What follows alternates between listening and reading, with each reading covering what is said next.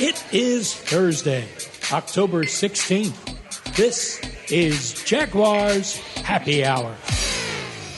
Jaguars Happy Hour is brought to you by Heritage of North Florida. And now, a guy who decided to jump on the tube this morning. Unfortunately, he got toothpaste everywhere. J.P. Shadrick. Welcome in. It is Jaguars Happy Hour, Tower Bridge, London, over the Thames. And now the Jaguars about to play their 14th game in the capital, the 11th at Wembley Stadium coming up this Sunday. The Rams and the Jaguars under the arch. It is Jaguars Happy Hour, Thursday, October 16th. Jaguars in London. We'll talk about the Rams offense against the Jaguars defense. That matchup is intriguing. And, of course, the Jags offense looking for a spark against another group that can rush the passer. And Jags HQ coming up at 5 o'clock. We'll hear from James Gladstone and Tony Boselli. Gladstone with plenty of connections to the L.A. Rams. We're on 1010XL, 92.5 FM, Jaguars.com, Jaguars YouTube. J.P. Shadrick with you. We're at the Manor House of the Grove Resort, built in the late 1700s. Brian Sexton is in. Jeff Lageman is on assignment today. Oh, is that what they call it? That's what it's. He's literally on assignment somewhere. He's doing other things. Okay. So welcome in. Great to see you. Thank you. I kind of feel like I am living the game of Clue, right, in the library. It was J.P. Shadrick in the library with a cell phone. Yeah. Not a candlestick, right? I don't see any candle. Oh. Yeah, I do see a Voss, though. They call them Vosses over here. I see one there. There's a lot in here, of course. This is home sweet home for the Jaguars, has been for a number of years, and the folks here at the Grove are fantastic. The support staff here. And the food. Really, the food is amazing. It really feels like a home game for the Jags. Right to it. Yeah, it does. They've done an excellent job. The Jaguars feel very comfortable here. They know the practice routine very well here, and they settled right into it when they arrived on Tuesday. And they can practice here as well. The field right across the property. Laid out for soccer, but they've striped it off, of course, for NFL as well. There's usually a team here each and every London game. Usually the home team gets to stay here at the Grove, and that is the case. And today the Jaguars were out there in uppers, in pads today. And, yesterday it was walk through later in the afternoon, trying to still get acclimated and rest their legs a little bit. But today, a little more work, and it's something, the physicality of it, they got to get back on track. Well, Liam said it in his post-game interview last week that maybe they needed to get the pads on and get back to playing more physical football. You get 14 fully padded practices to use from the start of the regular season through the end of the playoffs. And so to use them, you have to figure out strategically where's the best point. We were talking about it earlier on Jags AM today. It seemed like the Jaguars' offensive line was playing a little tentative because they were trying to give themselves a little bit more room, right, an extra step perhaps, to see what was coming because Seattle kept using so many different schemes and blitzes, and the Jaguars' inability to run meant that they could tee off, and it just kind of felt like they were retreating a bit. And obviously, 17 quarterback hits, 25 pressures to go with 7 sacks. I would put the pads on too, JP. I mean, that feels like the formula, though, moving ahead. I mean, defenses are going to clog up the run game and force 16 to beat them. That's it. And the storyline this week has been, how do you get Travis Hunter involved? I don't draw up plays. I'm not the strategist. But I know that if you want to get him going, 16 going, you've got to get 12 going so that 7 can get going. And then somewhere along the way, 5, right? De'Ami Brown, 1 year, $10 million brought in to provide some big plays. The passing game just hasn't found its rhythm. And the storyline this week has been, when will we see Travis. Trevor throwing to Travis. I got it. Travis Hunter, not Travis Etienne. Wow. You confuse me even more, right? That's how it is. Travis and Trevor and Travis. And if they do connect and it backs off the defense, and here comes Etienne again, who's had a history here in London of some big games. You just kind of get the sense that it's, I don't know, the game, but if you could just get a couple of things lined up, that you would all of a sudden have an offense that's capable of making the defense retreat a little bit. And you and I were talking about this. Liam Cohen said early on in training camp, it was about week 4, week 5 last year in Tampa, that everything started to click. We're a little bit behind that curve, perhaps, but hopefully this is a week in which the Jaguars start to see some things work their way. And on the defensive side, you know what? They did enough last week. I mean, they gave up a few big plays, but they got off the field when they needed to late in the game and gave this offense an opportunity down 8 with the football in their hands. They did it 3 different times late in the game. So they didn't get a takeaway, and they're missing Devin Lloyd, and Trayvon Walker's got one hand now. So tough to play the game with one hand. It's tough, but they're doing enough defensively, it feels like. I had somebody point out the fact, JP, that they are 30th in defense, but that only accounts for yards, right? And the last 2 weeks they've played 2 really good offenses that have been able to take some shots down the field. But when you look at red zone defense, I believe Dave DeCantis told me earlier today when we were talking about it that they were 8th in red zone defense. So, there's some things that they're doing well. They lead the league in takeaways, led the league in interceptions for the first 5 weeks. They're doing some things well enough to win. Come without Devin Lloyd hurts. Yeah. He's your playmaker. He's your 5 takeaways, the most in the league right now. Not having that. And I asked Jeff Loggeman the other day on the practice field, just how well is he playing? He said, really well. He's playing really well. So not having that, I like Ventrell Miller a lot. But he isn't that intercept, force fumble recovery kind of guy. And to the yardage thing, 30th in the league, that they've given up some big plays. But when you play a lot of zone, there's going to be holes in zones, right, and you're going to give up some yards. Well, listen, and you're also going to face the quarterback and get takeaways. And you better be good in the red zone if you're going to play that zone defense, because you're going to let teams move up and down the field on you. And as we just said, they're ranked in the top 10 in red zone, and they haven't been around here for quite a while. Yeah, they've struggled in the red zone on both sides of the ball. And, of course, Liam Cohen this week, still trying to figure out the pre-snap issues on the offensive side, false starts, shifts. They lined up twice illegal formation twice in the right tackle, and then Travis Hunter lines up on an offensive offside last week alone. So they're still working on that, cleaning some of those mental issues up. I had somebody ask me the other day, shouldn't they just make that simple? Shouldn't they just do away with some? But that's not the tree that we're talking about, right? When you come from the Shanahan-McVay tree, there's all sorts of motions and personnel groupings. It's meant to be complex. It's meant to make a defense think. No, don't wish it was simpler. Wish you were better. And that's the key. He is trying to get his team better at doing the things that he does, because it's this offense that Shad Khan wanted, that Tony Boselli wanted when they brought in Liam Cohen. Don't run away from it. PRI Productions, the official event production company of the Jags, has everything you need to bring your next idea to life. Visit PRIProductions.com. It is Jaguars Happy Hour, 1010XL, 92.5 FM. JP Shadrick with Brian Sexton from London. Let's get into this matchup. And speaking of an offense that this Jags group wants to be, it's probably kind of like the Rams offense. The Rams may or may not have Puka Nacua. He did not practice on the report on Wednesday. They're in Baltimore this week and then coming over Friday night. Nacua is the top receiver in the game right now. 626 yards receiving. And if he's kind of the guy that really gets things going for them offensively, pre-snap, motions, what we just talked about with the Jaguars, all this stuff at the line. They've got a veteran quarterback, of course, in Stafford to pull the trigger on it. But if Nakua's not there, they still have Devontae Adams, and they've got a running back who can play in the pass game and run game too. And Nakua is such a difficult guy to match up with. He's a little bit taller. He's got some length. He's got some speed. He's got some strength. He's a terrific receiver. And am I right? He was a 5th-round draft choice? Yeah, he was later. A 5th-round draft choice.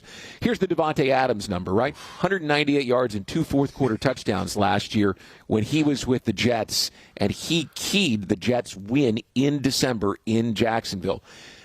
You have some concern there. You hope Greg Newsome is more ready to go after a week with his team.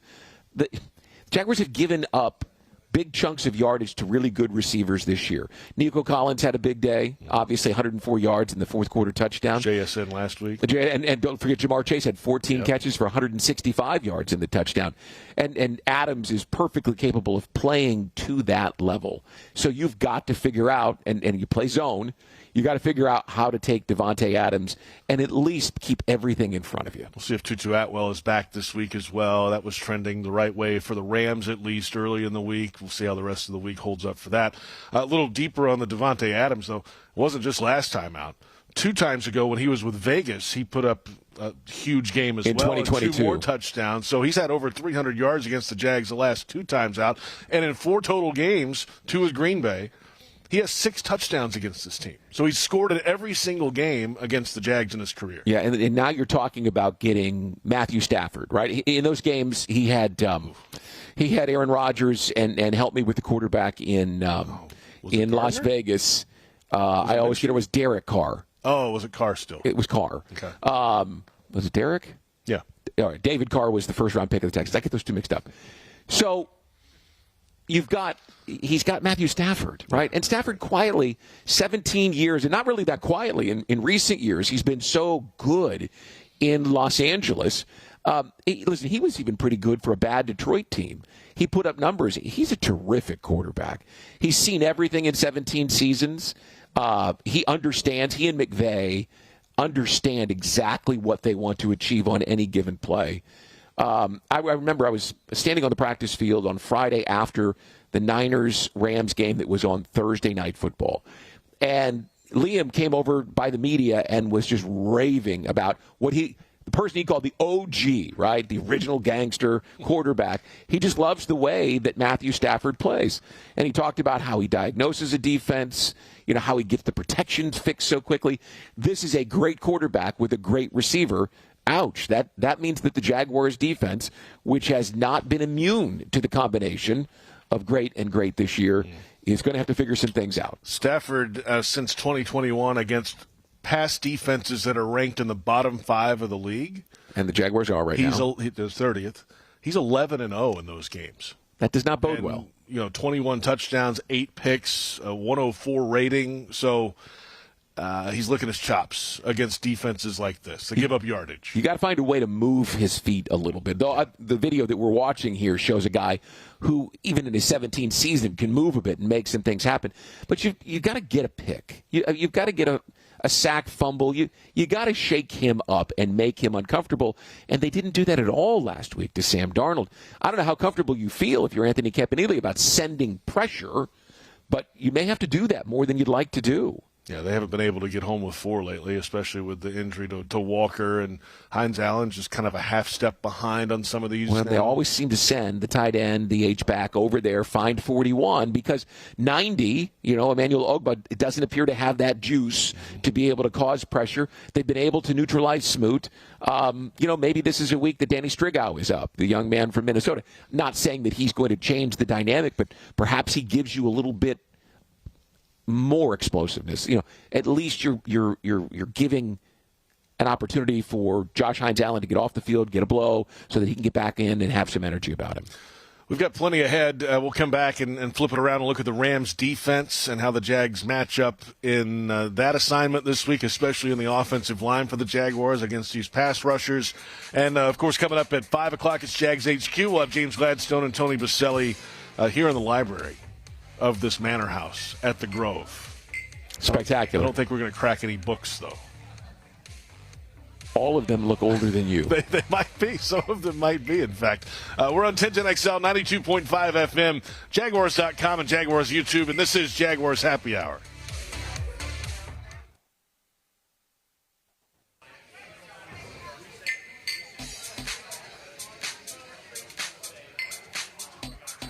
This is Jaguar Hall of Famer Tony Boselli telling you about Heritage of North Florida, Jacksonville's premier roofing and home remodeling company. With over 25 years of trusted experience, Heritage of North Florida has built a reputation for quality, reliability, and craftsmanship. Whether you need a new roof or updating your kitchen or bathroom, trust the pros at Heritage of North Florida to create the perfect place to call home. Mention Jaguars to get $1,500 off your next roof or kitchen remodel when you go to heritagenfl.com. Go Jags. The Jaguars bring performance, strength, and passion to every play.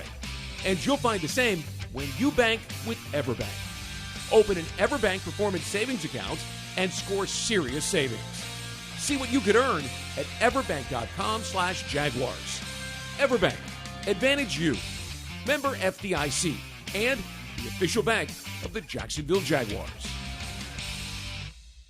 Are you ready to love how you feel, look, and live in every season? At Elace, we offer more than just luxury med spa treatments. We provide a serene, judgment-free space where you can reconnect with the best version of you.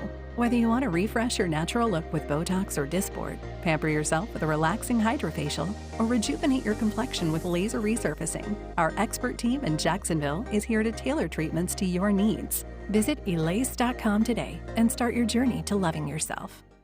Frank Frangie here. When you want barbecue in Jacksonville, you want Bono's Pit Barbecue. You can find Bono's locations all around town and on game day at Everbank Stadium, because Bono's is the official barbecue of the Jacksonville Jaguars. Over 70 years of authentic Southern Pit Barbecue. We are the local barbecue joint in BBQval for generations of people in Jacksonville. Go to bonosbarbecue.com to learn more, or call 904-880-8310 today. And remember, if you don't see a pit, it ain't legit. Look closely at the Ford F-150, and you'll see more than just a truck. You'll see hard work, a great adventure, and so much more. Inside and out, it's designed for the family, the road trip, and the most demanding job.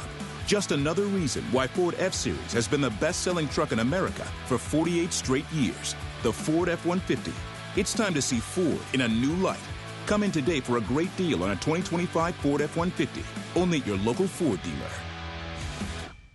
It's almost basketball season. North Florida basketball is right around the corner. Secure your seats inside UNF Arena for both men's and women's basketball for less than $20 a game. Visit UNFospreys.com/buy tickets now, or call 904-620-BIRD today. Again, North Florida basketball is almost here. Secure your seats inside UNF Arena for both men's and women's basketball for less than $20 a game. Visit UNFospreys.com/buy tickets now, or call 904-620-BIRD today. Swoop.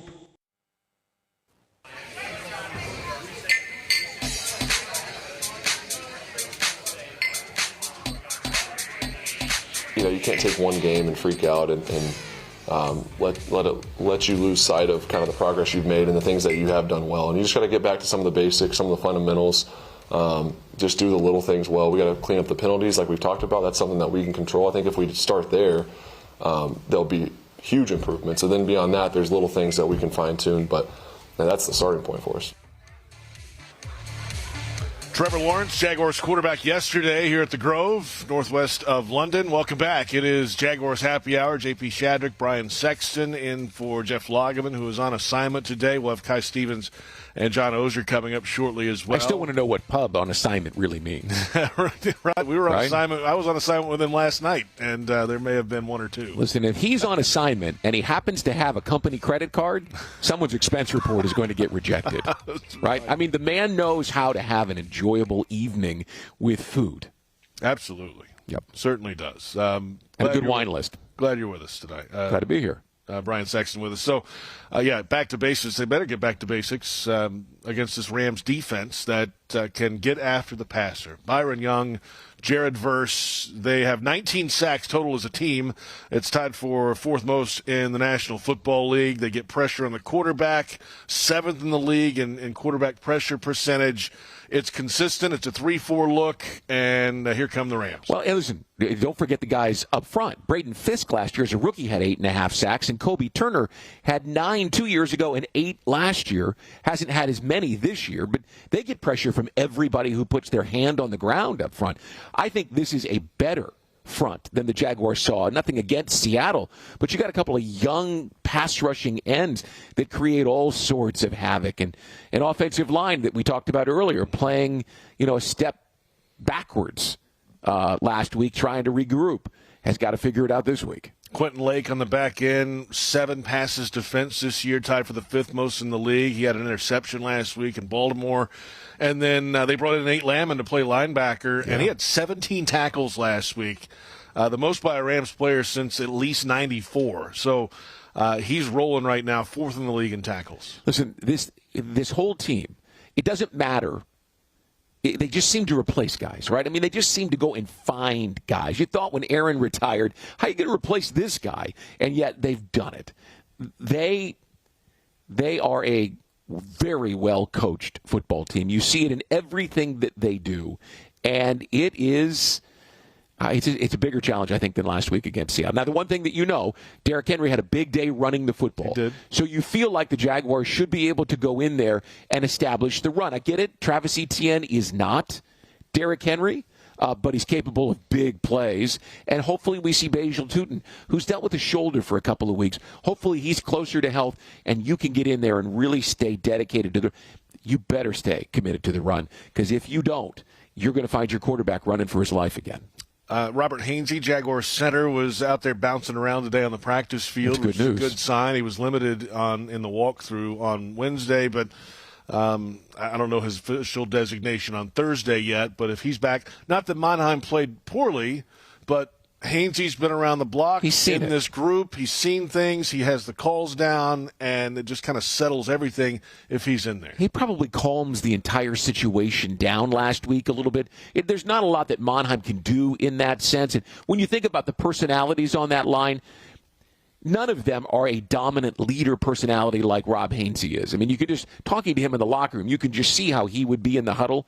Not having your starting center is a big deal. Even if Mannheim is a better than average rookie, to have him out there identifying where the pressure's coming from, who the Mike linebacker is, how they're going to set up their protection schemes, will give you a better chance against a potent Rams front. Tackles under the microscope this week. We talked about the edge rushers, certainly, but Anton Harrison lined up behind the center twice, and Walker Little got thrown around by a linebacker in one instance through the air. So you got to work on those two this week, especially against Young and Verse. The mistakes thing, you just can't. You can't have them this week. You can't have the holding penalties. You can't have the jumping off sides penalty. You can't, because, well, let's put it this way. The Jaguars beat the Chiefs with 4 penalties. And remember, the Chiefs had 13. Do you know how many the Chiefs had against the Detroit Lions on Sunday Night Football? 0, right? 0. They went from 13 to 0. So my pitch, guys, right, is go from 10 to 4. If you can go from 10 to 4, you give yourself a chance to not get that penalty that makes it 2nd and 15, right? Or even worse, 2nd and 20. You give yourself an opportunity to stay within the game plan, and you don't have the quarterback having to carry it all on his shoulders. Running the ball takes the pressure off of him, and you got to have that on Sunday. Now, a big piece of this lack of run game lately has been the loss of Brenton Strange, tight end, who's at least 2 more weeks down with the hip injury. And then Quentin Morris, tight end, didn't even make the trip. So it's up to the 2 veteran tight ends. Both are former Rams, by the way, going against their teams to help out in the run game. I talked to tight ends coach Richard Angulo after practice yesterday for a pregame interview, and the first question was, tell me about the loss of Brenton, and just the look on. And Rich is not the most outspoken guy. I mean, he'll give you a good answer, but the look on his face said everything. I said, I can't use that. This is radio. Television. I need you to tell me something. And he raved about Brenton and where he's at. He said, listen, I'm biased. When I asked him about where Brenton fit in the hierarchy of tight ends, he said, but he's right there at the very top. Well, listen. We're talking about a football team that's already playing without one of its best defensive players in Trayvon Walker, one of its best offensive linemen in Rob Hainsey, and now one of its best overall players in Brenton Strange, going against a very good L.A. Rams team. You're going to have to figure out how Hunter Long, who had a holding penalty last week, and Johnny Munt, how they can help you. What can they do? Or do you have to line up in some different packages? Bring Chuma Edoga in at times. Yeah. Or go 3 wide or even 4 wide. An empty backfield sets. How do you adjust to be able to play without Brenton Strange? And for people who don't pay a lot of attention to 85, blocking, they know when he catches the ball, he's got 20 receptions this year. Man. Watch him when he gets back in there. You'll know why we rave about him. Yeah, and we'll see how long that is. It may not be the 4 weeks. It could be a little bit longer. We'll see how the next 4 to 6, couple weeks I think, go. is what I heard with that kind of a hip injury. Yeah, it's tough. But, hey, hopefully back in time for a stretch run and a playoff run. Well, yeah, you'd like to hopefully have him back by the time you go to play Houston in Houston, or the Chargers are here, because you're going to need to be able to run the ball against those 2 teams. And, of course, the number one storyline that nationally a lot of people talk about this team is Travis Hunter and snaps by week, offense and defense. Last week, 54 on offense, 22 on defense. That's 76 for the game. And that's a lot. Not quite as high watermark. That was back in week 2. And actually in week 2 and 3, he had a bunch of snaps on both sides of the ball. But it depends on the week. It depends on the opponent and the matchup and what could be all hands on deck, especially if Nakua's out there. We don't talk a lot about snap count in general. We get the snap counts, but we don't talk about it because there are few players like this who play so many snaps. How many other players in the league play more than 70 snaps in a game, let alone potentially 70 snaps in back-to-back weeks. It just doesn't happen. What we're seeing is the evolution of a transformational player, which is the term that James Gladstone and Liam Cohen used when they drafted him back in April. But I think there absolutely is an evolution to it.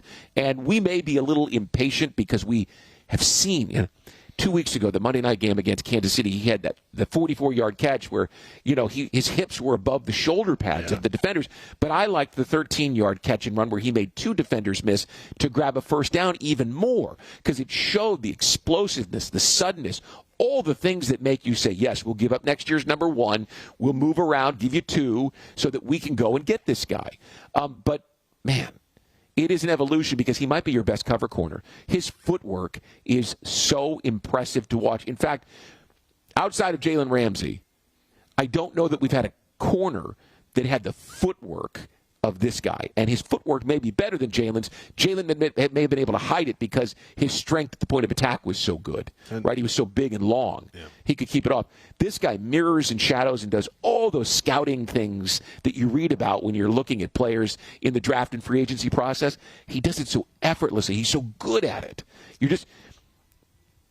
I want to see the ball in his hands, too. It may just take a little more time for them to figure out the best way to do it. Speaking of Ramsey, he told Fred Taylor earlier in, I think, training camp when they went up for the pivot to Pittsburgh, if he played defense only, he'd be an all-pro corner. That's what Jalen thought about it. Listen, and Jalen throws compliments around like manhole covers, right? I mean, Jalen's favorite corner is Jalen, and number 2, 3, 4, and 5 on his list are Ramsey, Jalen, Ramsey, and Jalen, Ramsey. I mean, it's just always him. Yeah. But he's a great player, and he knows great players, and so that's high praise. I think he's terrific, and I think you need him against Davante Adams tomorrow. What a marquee matchup! I'm sorry, on Sunday. What a marquee matchup that could be. Oh yeah, absolutely. I mean, first time we get a chance to see that. Maybe he's the answer to slow down Davante Adams against the Jaguars because he's had success. Though they're having some issues connecting with Davante Adams, less like 47% targets to. And of course, the Jaguars have their own issues with connecting with receivers right now too. I wonder what Brian Thomas Jr. thinks about all the Travis talk. Right? I wonder if maybe that doesn't spark him to say, "Whoa, hold on." Number 7 is number 1 around here. If it were me and I had put up a 1,000-yard season like he did last year, 1,200 yards and 10 touchdowns, I'd be a little offended by that. I would want to. No, I get it. He dropped the ball last week. I get it. Football 6 times in a season. Well, 6 games. What I'm getting at is that I hope that the Travis talk ignites something in him that says number 7 should be number 1. Hope so. I mean, you got the potential to have 2 guys who could be number 1. Right. I found it interesting when Liam said at his press conference, we're trying to find ways to make him the number 1 option. And I thought, I wonder what Brian thinks about that. Hopefully, this is something that gets him started. What's left on your week here in London, Brian? I like Friday practice. I enjoy watching them go through the process. And so I'm looking forward to tomorrow to put the wraps on the whole thing. And I've stayed out here at the Grove. I haven't been into town yet. Saturday, watch out, London. Here I come. Right? Listen, my favorite little spot is a place called the Oehser down in Carnaby Square. It's a tapas place. It's roasted meat, red wine, and this piece of flatbread that they hit with olive oil and garlic, and they put it in the oven. Oh, watch out. Better not be in line there when I show up. Love that. I'm coming in. Love hot. It. It's funny because we've done this so much now that when the schedule comes out in April, we know. May, I make bookings at all these restaurants. You order the same ones every single. The Oehser people are like, whoa, okay, that's his table, right? He's going to be a pain in the butt unless we get him his table. Exactly. So looking forward to that. Looking forward to the game on Sunday at Wembley. Always fun at Wembley, and the Jags have had some success there recently. And I don't love the matchup. I don't. I think the Rams are quietly one of the better teams in the league. I think Stafford is a guy who's capable of carving you up, and we've talked all about that defensive front. My concern is, can the Jaguars go from 10 penalties to 4? If they can go to 4 penalties, I think they'll win the ball game. And that's been a focus, right? I mean, we've quizzed him. John Oehser was quizzing the coach about it yesterday in his news conference. How do you do that? And I thought he gave them good answers. They've got to find a way to go from 10 to 4. If you go from 10 to 4, you win. And let me tell you, when John Oehser gets on you, look out. He does not back He's off. like a dog with a bone, you're saying? He's biting through that thing? Put it on top of the refrigerator. Get it out of his mouth because he will not let it go. I say that because I know he's coming in here next. Absolutely. Brian, enjoy. Appreciate it. Thanks for having me on. Brian Sexton joining us here on Jaguars Happy Hour. Coming up, Kai Stevens, John Oehser will step in. And from the backyard to the beaches, the Ford F-150 with available Pro Power on board gives you the power of a mobile generator. Ford, proud partner of the Jacksonville Jaguars. See your local Ford dealer today. From London, this is Jaguars Happy Hour.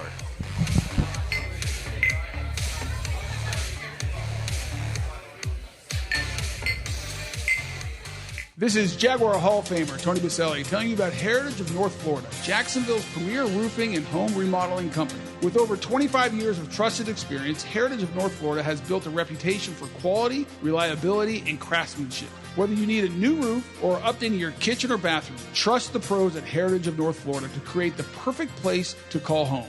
Mention Jaguars to get $1,500 off your next roof or kitchen remodel when you go to heritagenfl.com. Go Jags. Watch the game, host your crew, or just unwind at BC Grill and Patio at Sheridan Jacksonville, part of the Marriott family of hotels. Enjoy craft cocktails, tasty bites, and indoor-outdoor seating perfect for watch parties, happy hours, and events. Mention this radio ad for 10% off food and drinks. Visit SheridanJacksonville.com or call 904-564-4772. What's Here is a place that generations have trusted to help their kids grow up healthy and strong. What's Here are caregivers with knowledge and expertise rivaling any children's hospital in the world. What's Here is the only Level 1 pediatric trauma center in our region. What's Here is Wolfson Children's Hospital with the technology, research, and dedication to save and change countless young lives. Wolfson Children's, always here. Visit wolfsonchildrens.com. Get ready, Jacksonville. The biggest blue and gray celebration of the year is almost here. UNF Homecoming is November 12th through the 15th. Head over to the Nest for the Homecoming Parade, tailgate, homecoming game, and more. It's fun for the entire family. So swoop in and join the celebration. Find all the details and the full schedule of events at unf.edu/homecoming. That's unf.edu/homecoming. And we'll see you there. Swoop! Is your organization ready to tackle its toughest challenges? For 3 decades, CSI Companies based in Jacksonville has been the trusted workforce partner for leading healthcare and technology providers nationwide. Whether finding the right talent for a specific job, advising on a strategic project, or offering seamless managed services, they tailor every solution to fit your needs. CSI brings trusted expertise and a people-first approach to your organization. Get the job done right. Together, we go further. Learn more at CSICompanies.com. It's game on, Jaguars fans, no matter where you might be. From the backyard to the beaches, the Ford F-150 with available Pro Power on board gives you the power of a mobile generator. So as long as you've got a TV and a signal, you don't have to miss another game. Just one more reason why Ford F-Series has been the best-selling truck in America 48 straight years and counting. Ford, proud partner of the Jacksonville Jaguars. See your local Ford dealer today.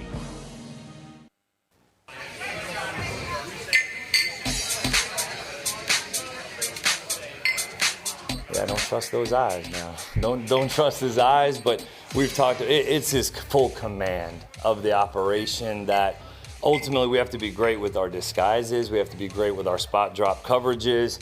We've got to try to affect the pocket, obviously, in a lot of ways, but he has such a great way of dissecting pre-snap and then operating post-snap.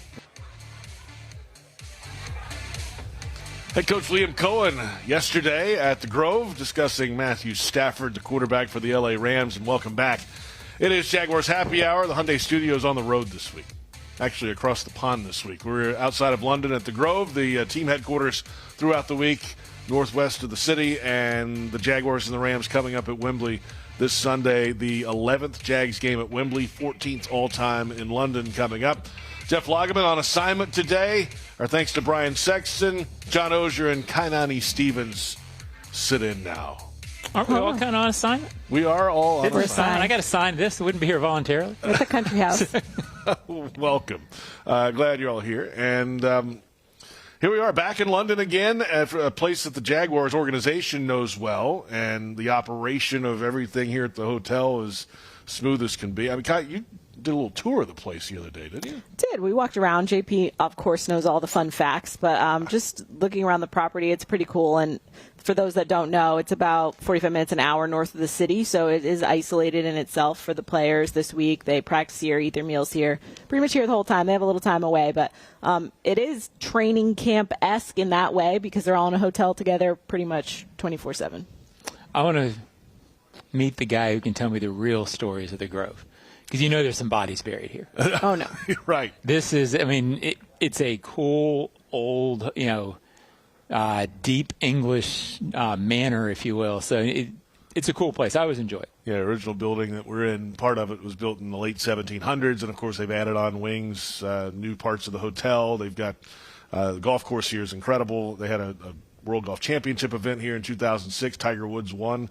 And then like G20 summits and NATO summits here. This is that kind of a place. You're missing the most critical, important point is they have the best chocolate chip cookies that I've had in quite some time. Let's wait till it's s'mores night because they put the campfire They got a whole fire going. It's a food's whole outstanding. It really is. They do a great job here. So the Jaguars trying to do a better job on the field this week, and they've got a matchup.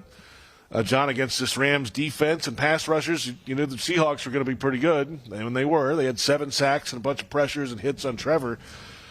These guys are elite, an elite duo on the outside at the linebacker spot. Yeah, it's a great pass rushing team. I don't want to sell Seattle short. I heard Brian say earlier that he thought the Rams were a much better line than the Seahawks. I think it's pretty similar with different strengths. This is a team that I think they knew going in last week that running was going to be, they stuck with it at times because you have to, but lesser coaches would have abandoned the run early because it's hard to run in Seattle. I think you can get a little more on the Rams, or I think they'll believe that. I think that's key because the fact that they couldn't run at all against Seattle set up so many bad down and distances. And by extension, the penalties set up even more bad down and distances. So, Kai, without Brenton Strange, we've talked about it all week. Brenton Strange not being there makes it harder to run. That makes it harder to throw because you're in these down and distances. You cannot have the penalties. And I think 7 penalties last week took the offense back to over 10 yards to go. You're making it really hard on yourself. You ain't going to win in the NFL walking backwards. And John, you mentioned Brenton Strange. I feel like he's such a big part of this, and a lot of it maybe goes unnoticed until he's not out there.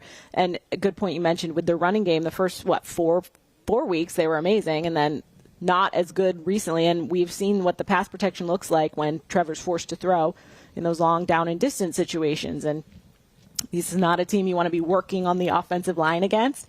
I think, unfortunately, it's going to be a little trial by fire this week, whether Robert Hainsey's back or not. It's going to need to be a collective effort that we didn't see against the Seahawks. Yeah, with apologies to Devin Lloyd, it feels like, this is sort of tied in with the run and sort of tied into how they're a little different now than they were a couple weeks ago. What's the identity of this team want to be? Physical. I would argue the 2 most physical players they have are Trayvon and Brenton Strange. So how to make up for Trayvon being a little limited and Brenton not being in there and still be who you want to be, I think it's been a challenge. And I think, with Trayvon still only playing with one hand, that's their challenge this week. I think you'll feel healthy after the bye. Mm-hmm. But this week, can you be what they expect to be with those 2 guys not, one not in and one not where he normally is. Time now for the Jaguars defensive coverage of the game presented by GEHA, Government Employees Health Association, benefits for federal employees and retirees. And we take a closer look at the great Matthew Stafford, now 9th on the all-time NFL passing yardage list, surpassed Dan Marino last week to move into 9th. Of course, the first overall pick back in 2009 by the Detroit Lions, 17 years now in the National Football League. One of 10 players now over 60,000 yards in his career, and he's undefeated against the Jaguars, 4-0 in his career. 4 touchdowns, 1 interception, and Stafford is the guy that triggers this whole thing and one of the elite guys still in the league. Yeah, I got an email from somebody this week calling him Stat Mafford, and I guess, readers always think they're clever, right? But I think that's really selling Matt Stafford short. The Rams, since he got there, except for a year where they were really beat up, have been in the postseason and been over 10 wins every year. I don't care how good your coach is. You don't get over 10 wins every year unless you're getting quarterback play that's consistent, that's winning, that's not giving games away.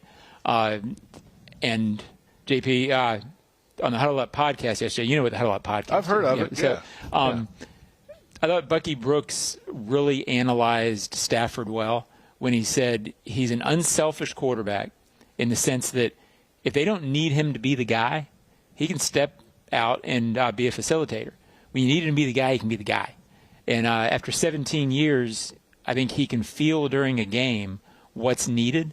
It's very natural. And Kai, Liam Cohen yesterday talking about him being so good pre-snap and post-snap. What else do you want? Liam obviously working with him when he was with the Rams a little bit with Matthew Stafford, and just so much respect for them and Sean McVay. But I think I mentioned this earlier today, I'm sure, but situational football is so huge to both McVay and Liam Cohen, and Matt Stafford has just really gotten it down at this point, what's needed to be done for that Rams organization, for them to be competitive every single year.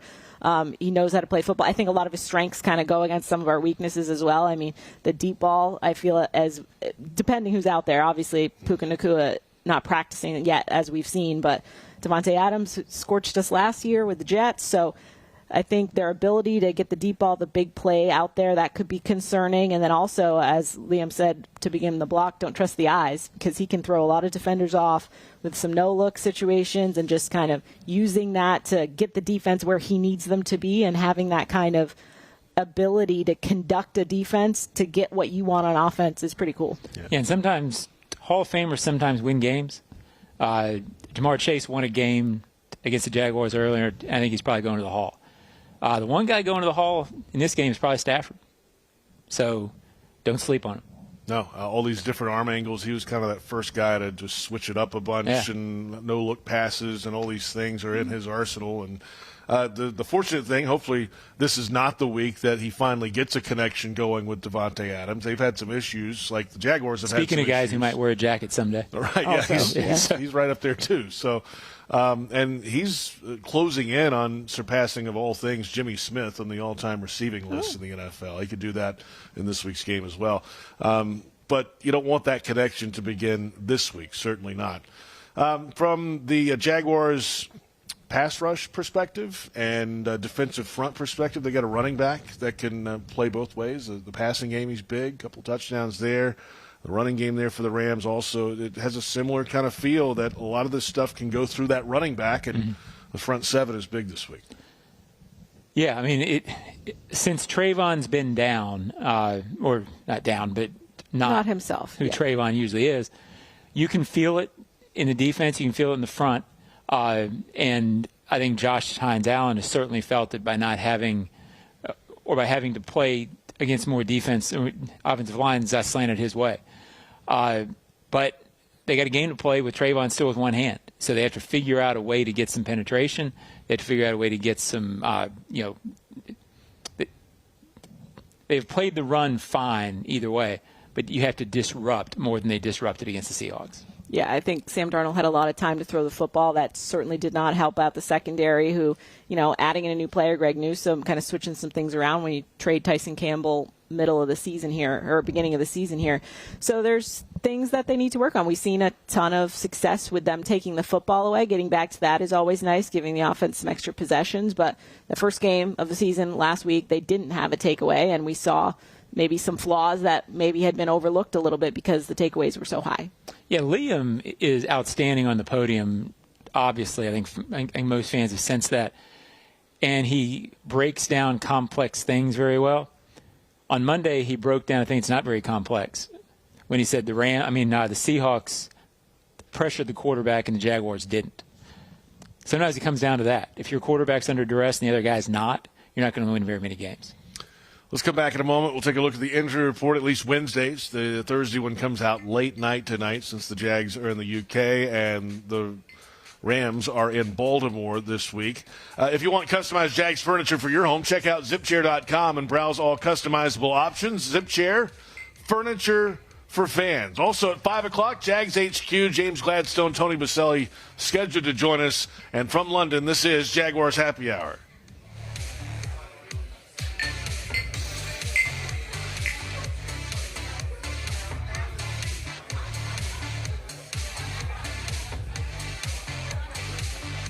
This is Jaguar Hall of Famer Tony Boselli telling you about Heritage of North Florida, Jacksonville's premier roofing and home remodeling company. With over 25 years of trusted experience, Heritage of North Florida has built a reputation for quality, reliability, and craftsmanship. Whether you need a new roof or updating your kitchen or bathroom, trust the pros at Heritage of North Florida to create the perfect place to call home. Mention Jaguars to get $1,500 off your next roof or kitchen remodel when you go to heritagenfl.com.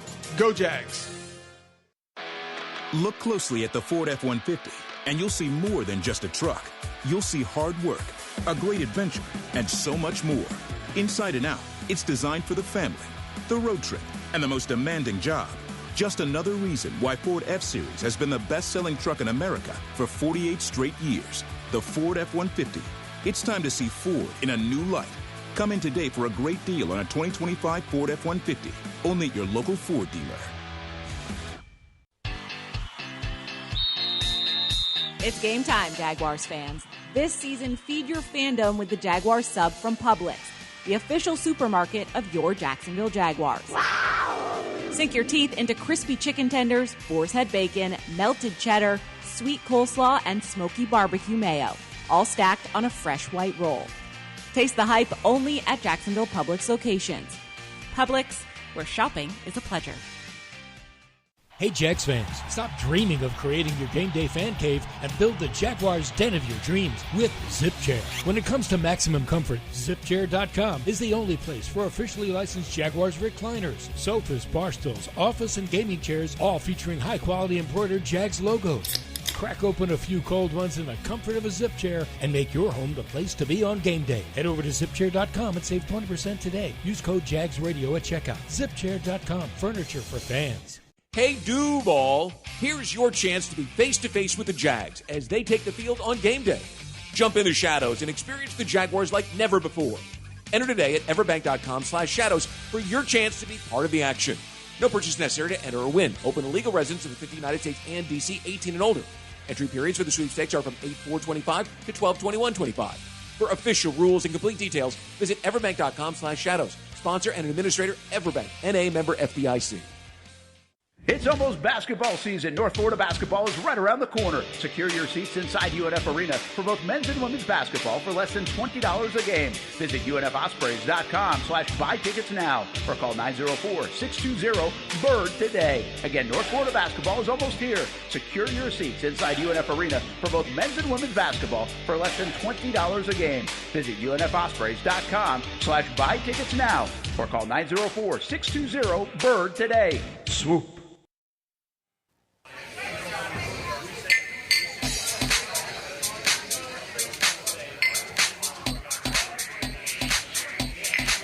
Ahead of the Wembley matchup, the Rams and the Jaguars. The Jags 7-6 all-time in London, 5-5 at Wembley. The Rams 2-2 all-time on UK soil. And welcome back. Jaguars Happy Hour. JP Shadrick, Kai Stevens, John Oehser sitting in with us. Coming up at 5 o'clock, it's Jags HQ on the Jaguars Radio Network. Tony Boselli and James Gladstone scheduled to join us. So here it is, Rams, Jags, and hey, a win in this game, 5-2 record going into the bye week. I don't know many coming into the season that would have picked that kind of a record going into this bye, considering the record that, or the record of the teams from last year that were on the schedule. And that's why the preseason picks are so strange sometimes. You got to go play the football games, Kai. Absolutely. And when you look at strength of schedule like that, this little murderer's row was kind of the tough part of the season. It was, I think, John, we were saying you get through 4-3, 3-4, you feel good about it. Now you have an opportunity to be 5-2. Yeah, and I think especially with the guys that they have out right now, if you can get to the bye, there's no guarantee that all will be 100% coming out of the bye, and Strange might not be. But you're closer to getting back to that, and you can at least get a little healthier. And getting through the Texans, Niners, and Chiefs stretch was really big. I figured they'd lose 2 or 3 of those. I mean, 2 of 3 of those coming in. So to get there and now have a chance with a loss, you're still 4-3 and still in great shape coming out. With a win, you feel like your odds of making the postseason. I know we're way ahead of ourselves, but 5-2, the way this team fights, the way it believes. Usually teams that collapse or give it away down the stretch either get really injured or they give up on the direction. I don't sense at all this team's going to give up on the fight that they see in the second half, the way they believe in it. So 5-2 gets you in a situation where something could be special this year. We've seen the collapse firsthand. Remember 2023? I mean, they were 5-2, then they were 8-3, and then all hell broke loose. We're moving on, GP. Oh yeah, that's in the past. Rear view. This is the rear view. We're looking forward. We've seen some stuff, Jay. We've seen a lot of things here in London as well. What's the rest of the weekend hold? What do we got? Well, I know JP's got events galore, I'm sure. Yeah, yes. You're a very busy guy. Tonight, of all things, Jaguars trivia at the Jags Pub in Victoria tonight. Have you been studying? Well, I'm hosting it, so I know all the answers. Oh, okay. So you're cheating. Got it. I read them off a sheet. That's the best way to pass a test. Yeah, right. Exactly. That's tonight. Then there's the big pub party on Saturday with Maurice Jones-Drew and Fred Taylor. That's the one to be at. It's going to be a packed house, and that party could run the ball. Yeah, Get them no back doubt out there. about it. No doubt about it with those two. And then I think Jags owner Shad Khan's scheduled to speak to some media on Saturday. We'll have that and run it on pregame on Sunday. Very good. Which is always a treat here in London to get his thoughts. And curious how the next few years here will be because of the stadium situation in Jacksonville, the construction. And we'll see if we can get any answers out of Shad. Yeah, hard-hitting questions. Dig Investigative deep. journalism. I'm going to stick John on him. That's what I'm going to do. Well, I'm going down, and Shad better bring his A game. So, that's right. I have, in case you were asking, I did have Andrew Wingard on the Ozone podcast, which I believe will post tomorrow. And Ozone podcast is always good, but this one, as you might expect, Dewey was Dewey, and shared some really good stories, so it's worth a listen. Did he have any quotable lines that will be used on rally towels? Not yet. He says those are sort of, they come to him when they come to him. I think he's keeping them under wraps until the right moment. Yeah, but he did talk about it. It was always the Jags has become so, it was sort of his thing. And he did talk about how that sort of followed him to this day. People still, when he's out. So I always enjoy talking to Dewey. I think everybody does. And it was very enjoyable at his own podcast. Looking forward to that. Absolutely. Time now for the injury report presented by UF Health, the proud healthcare partner of the Jacksonville Jaguars. And again, the Thursday report comes out at like 11 o'clock p.m. London time. What is that? Like 6 o'clock Eastern? 5 hour difference. Yeah. 6. Thank you, John. All right. Math. Time zone wizards over here. I am the time zone guy. You are. So we will take a look at yesterday's report for both teams, starting with the Rams. Tutu Atwell, the wide receiver with a hamstring injury, didn't play last week, limited on Wednesday. Blake Corum, the running back, didn't practice with an ankle injury. Havenstein, the tackle, didn't practice, ankle injury. Puka Nacua, of course, did not go Wednesday with the ankle injury. He was injured in last week's game. Colby Parkinson, the tight end with a concussion, was full. Omar Spates, linebacker with an ankle issue, limited on Wednesday. And Josiah Stewart, linebacker with an illness, did not participate on Wednesday. That's the Rams. Puka Nacua is the number one priority there, of course. Yes. Forgive me for not quoting correctly, but I saw on Twitter somewhere talking about you almost want Puka to play, because I feel like sometimes when we get so amped up that maybe a player isn't playing, their backup finds some way to just explode. Also, tight ends against the Jaguars always happen to have their best day. But when we're talking about Devontae Adams, they haven't connected yet a lot because the ball's been going to Puka Nacua a lot. But with someone of that ability, that still concerns me. So even if Puka's not out there, I still think that needs to be a focus for them, because giving up the big play has been problematic last week against their receivers. And when you have great receivers, they can find ways to get open. Yeah, Nakua is so precise, and so much of that Rams offense is dependent on precision route running. And when Cooper Kupp was the guy, that's what they looked like, and they don't look that much different with him.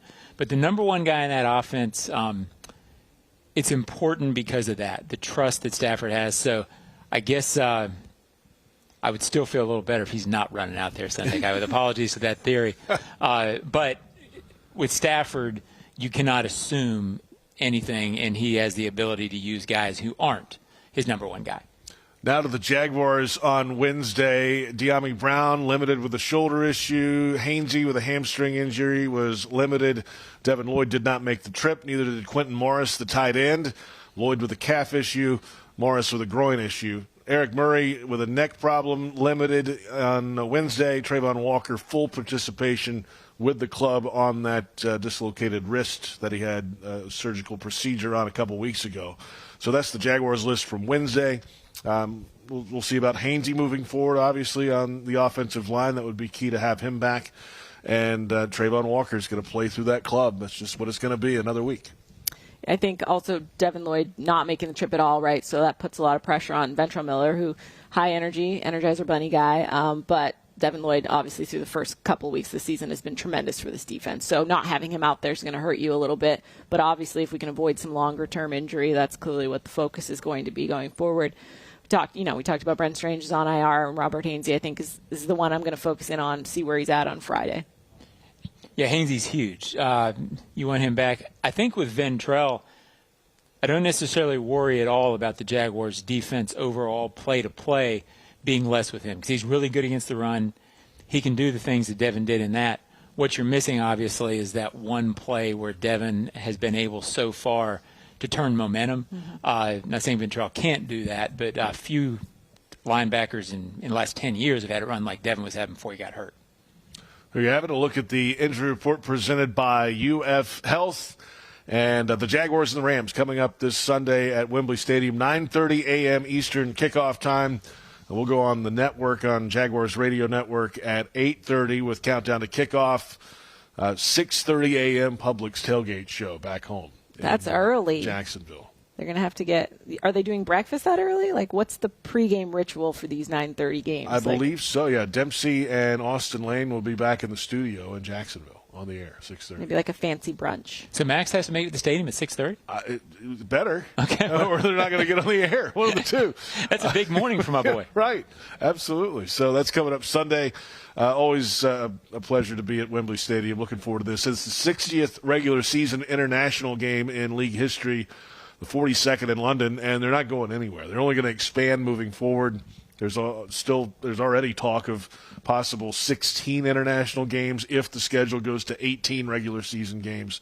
That means everybody would play one at least in a season. That's in the future. They're adding cities by the year, of course. They've already done Sao Paulo, Brazil this year, Dublin, 2 in London, 3rd in London this week. Then it's Berlin and Madrid in November, and they're just going to keep adding and adding and adding. It's kind of cool to see how much it's grown, because I remember when it started, it was just a novelty, so to say, and they've made it a whole different branch of the NFL, and expanding the game is pretty nice to see. Yeah, the first time I ever did it, I went 2005 preseason, Colts-Falcons, and at the time, you figured it was always going to be a preseason game, and it's always tough to do that preseason because you're going over there, the game doesn't really matter, everything feels like very going through the motions. So that would be such a part of the NFL internationally. It's certainly something new that I never experienced growing up or early in my career. Yeah, there was they had the International Bowl, the preseason game over here at the old Wembley back in the 80s. Occasionally, I think the first team over here was like the Bears with Refrigerator Perry. And like Walter NFL Payton Europe too, right? Yeah, and then, of course, NFL Europe came along after that, World League and all those things. That'll do it for Jaguars Happy Hour. Our thanks to you guys. Have a great weekend here. Thanks, you too. Ty Stevens, John Oehser, you're sticking around. Yeah. HQ. But thank you anyway. We'll see you in like a minute. All right. Our thanks also to Brian Sexton for joining us. Coming up, it's Jags HQ on the Jaguars Radio Network. James Gladstone, Tony Boselli are standing by. And from London, this is Jaguars Happy Hour.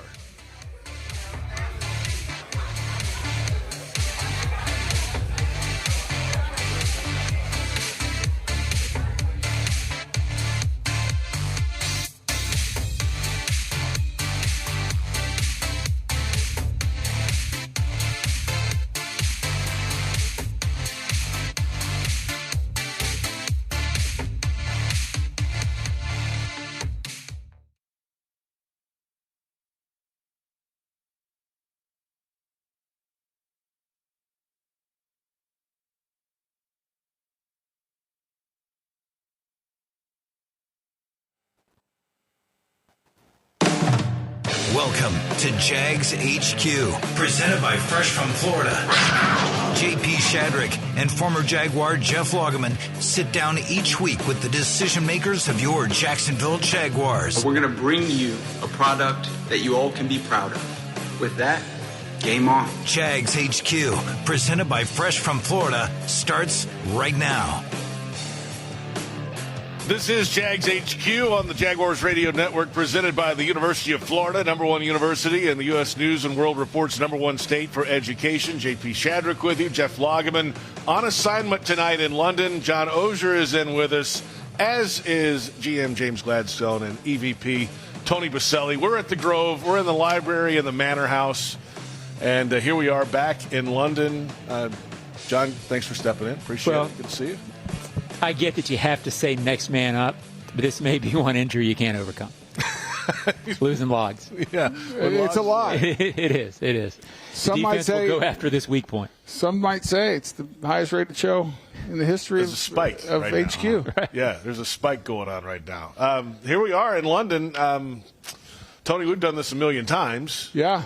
1,000,001 right now, but a different role for you. The operation. We've done it all over the place too. We've done it in pubs. We've done it remotely. We've done it here. So this is fun. Yeah, back again, James. You're first with the Jaguars. Did you come with the Rams back in the day, or no? You know what? Did tap in for our time with the Rams. A couple different stops in terms of which hotel it was at, but I got a chance to come here to the Grove once before, and so it's not uncharted territory.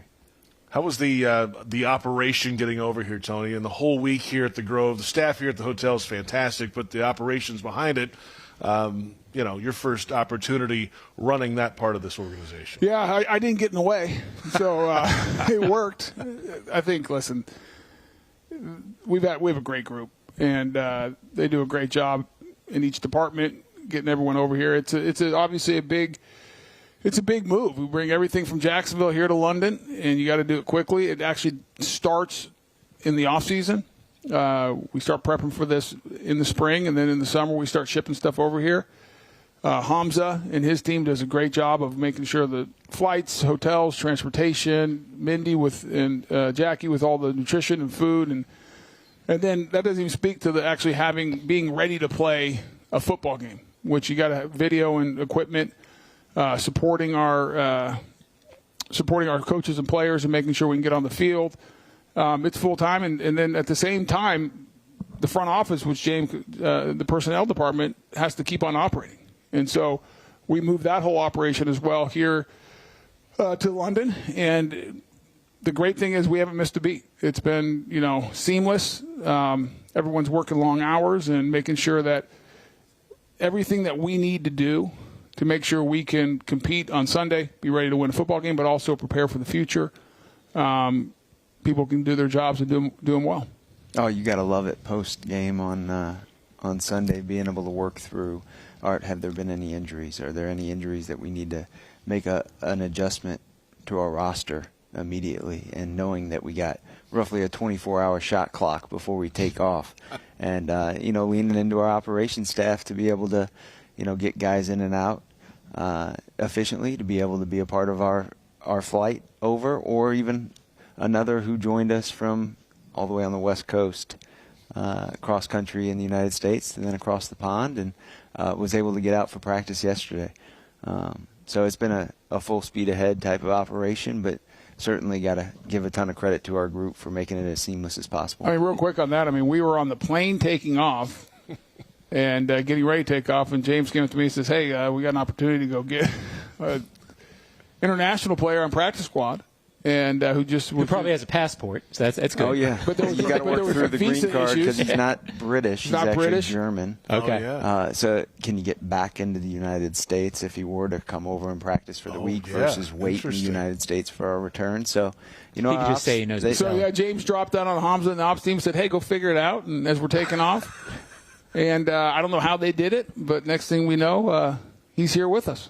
Do most players around the league have to have passports now? Is that because 7 or 8 years ago that was a thing? Limit your, availability. Okay, for sure. Yeah, there was one year where I think we signed a guy off the Cincinnati practice squad in Cincinnati, but his passport was in Connecticut. Oh. Yeah.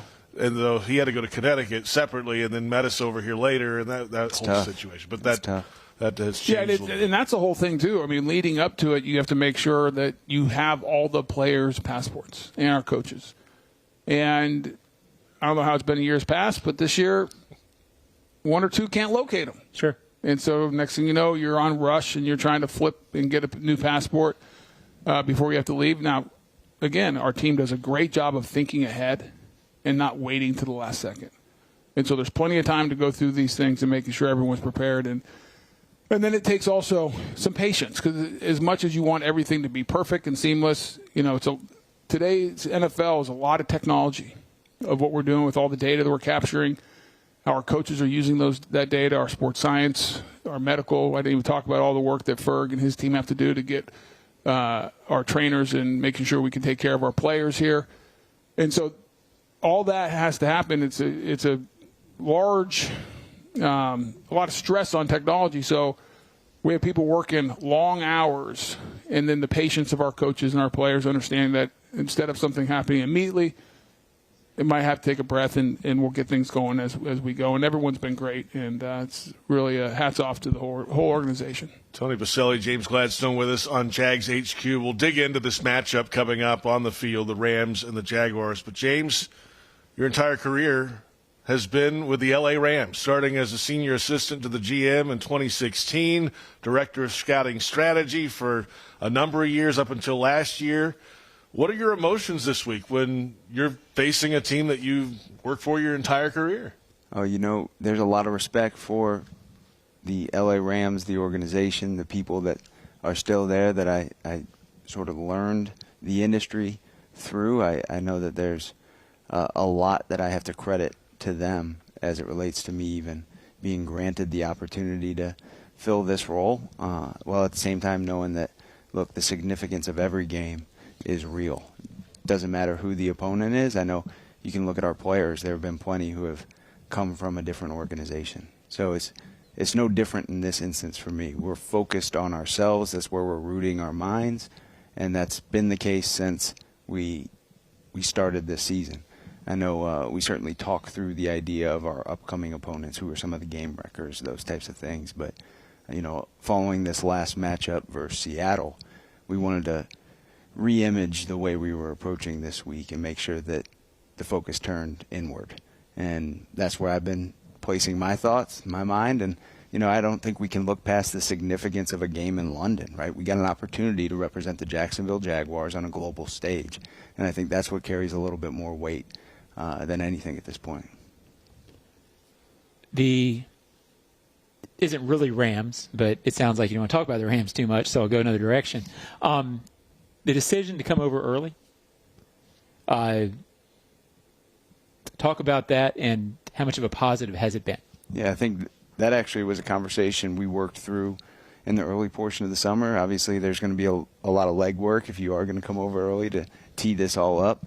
And, we worked through a number of the performance-related aspects before anything and making it so that, hey, we're going to root this in the idea of what can we do to best prepare ourselves to win the game on Sunday.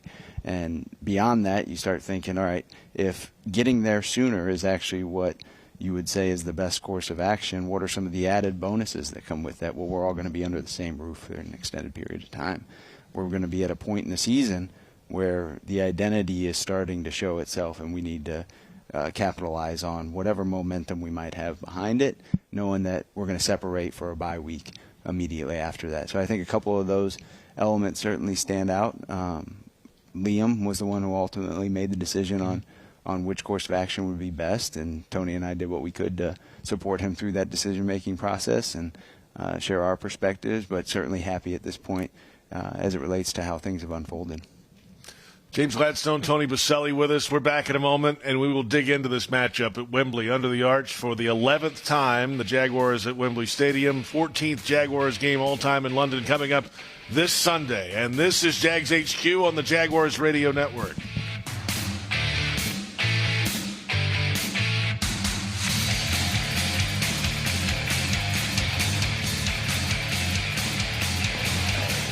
Jaguars fans, it's time to show up and show out. Get game day ready with fresh gear from Fanatics. Rock your teal and black with the new Sideline collection, head-turning headwear, and exclusive drops you won't find anywhere else. Visit any of our 11 convenient locations throughout the stadium and rep your Jags in style. The Jaguars Pro Shop, a Fanatics experience. The Jaguars bring performance, strength, and passion to every play. And you'll find the same when you bank with EverBank. Open an EverBank Performance Savings account and score serious savings. See what you could earn at everbank.com/Jaguars. EverBank, advantage you. Member FDIC and the official bank of the Jacksonville Jaguars.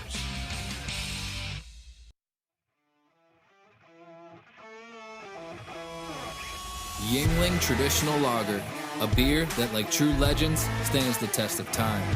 Brewed by the same family for nearly 200 years, it's a crisp amber lager with a bold, smooth flavor that's perfect for game day. Whether you're cheering from the stands or watching from your favorite bar, Yuengling is the taste of tradition. Yuengling, legends stand the test of time.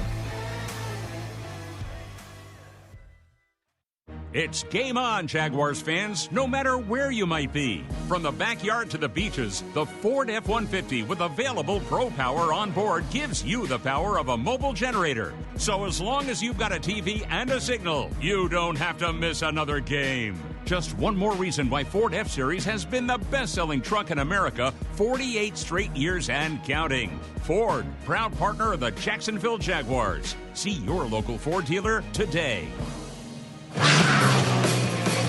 Welcome back. Jags HQ, presented by Fresh from Florida, continues right now. We are back from just outside of London ahead of this Week 7 matchup at Wembley Stadium as the Jaguars entertain the Los Angeles Rams. The Jaguars 7-6 all-time in London games. Welcome back. It's Jags HQ, presented by Fresh from Florida. JP Shadrick with you. Jeff Lageman on assignment tonight. John Oehser is in with us, as is Tony Boselli and James Gladstone from the Grove in the library of the Manor House ahead of the Rams-Jaguars matchup. And let's start with this Rams offense and the Jaguars defense this week. And obviously it starts with Matthew Stafford. Over 60,000 passing yards, 9th now in league history, surpassed Dan Marino last week for 9th on the list. And he's seen it all kind of different ways. You were there when he was brought in, so is he's still obviously he's leading the league in passing yardage this year. He's still got juice in him. There's no doubt about that. He's cold-blooded. You know, he's got ice in the veins, and there are few quarterbacks that are built the way he is still in existence. And, you know, I think it's fair to say that he's got a couple guys on the perimeter that can help him out quite a bit. Obviously, you know, with a couple of those names being Puka and Devontae, and really right now that whole crew is leading the league in receptions and yards for receivers. And, you know, it's not going to be some easy feat to be able to, you know, step across from those guys. But I think our crew is putting together a great plan. And, you know, our players are certainly ready and jacked about the op. But, you know, across the board, even as you look at their backfield, they got a workhorse back in Kyron Williams that they really rely heavily on in all phases. And up front, they got some veterans. And, you know, I think throughout the course of the season, they've already had to rely on a few different moving pieces in the starting lineup. So still working through some kinks on that front. But nonetheless, it's going to be a fun challenge for our defensive front to be able to try and get after him, create some pressures, and allow our defensive backfield to hunt the ball and try and poke that thing out as much as possible, create some of those turnovers that we were used to in the first quarter of the season. And I know that there will certainly be ops, and we'll try and take advantage of them when they present itself.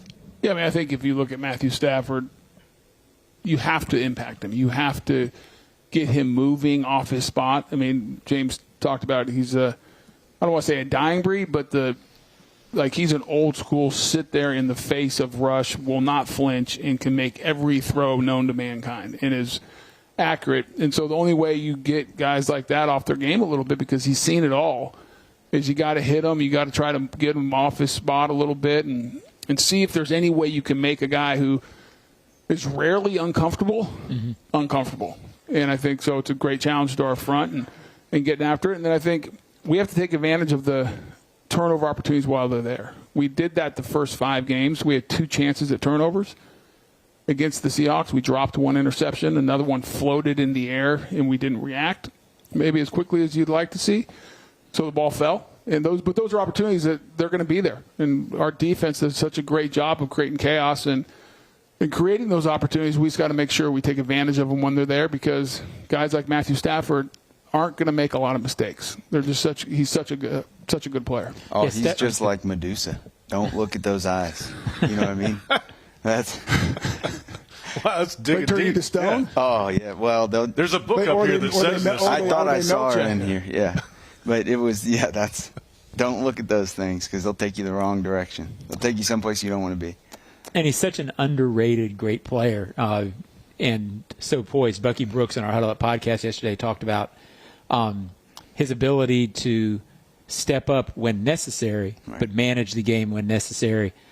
And it just spoke to me of the control of the situation he has as a 16 and 17-year guy who's seen everything. Yeah, there's mastery of the system for sure. And obviously, Tony had mentioned he's seen it all. He is in full control. And even when you feel like there's a dull series, 2 series back-to-back, he can strike at any moment. And there's no way that you can begin to press the snooze button, so to speak, when facing him. Not to scare everyone too much, but, I mean, I even think about last year in the playoff game, which was a loss against the Eagles. But that was a game, if you watch Matthew Stafford operate under extreme pressure. And I remember watching that game the whole time, I'm like, the Eagles are just going to walk away with this at some point because of the pressure and the chaos they were creating on defense. And you just watch them sit in the midst of just chaos and a storm coming in his face, making one throw after another. And I remember watching the game just amazed that a guy, I mean, he has the talent. But, John, I think what you said is true. He's truly one of the great all-time quarterbacks that doesn't probably get mentioned enough. Right. But if you watch him play in those moments, you realize that he's a dangerous man. How important is Puka? Critical. I was going to say, well, after 5 games, he had over 5. Yeah. He has over, close to 600 yards, whatever. He's playing like the best receiver in football right now. He was on track to set the record for yardage in the NFL.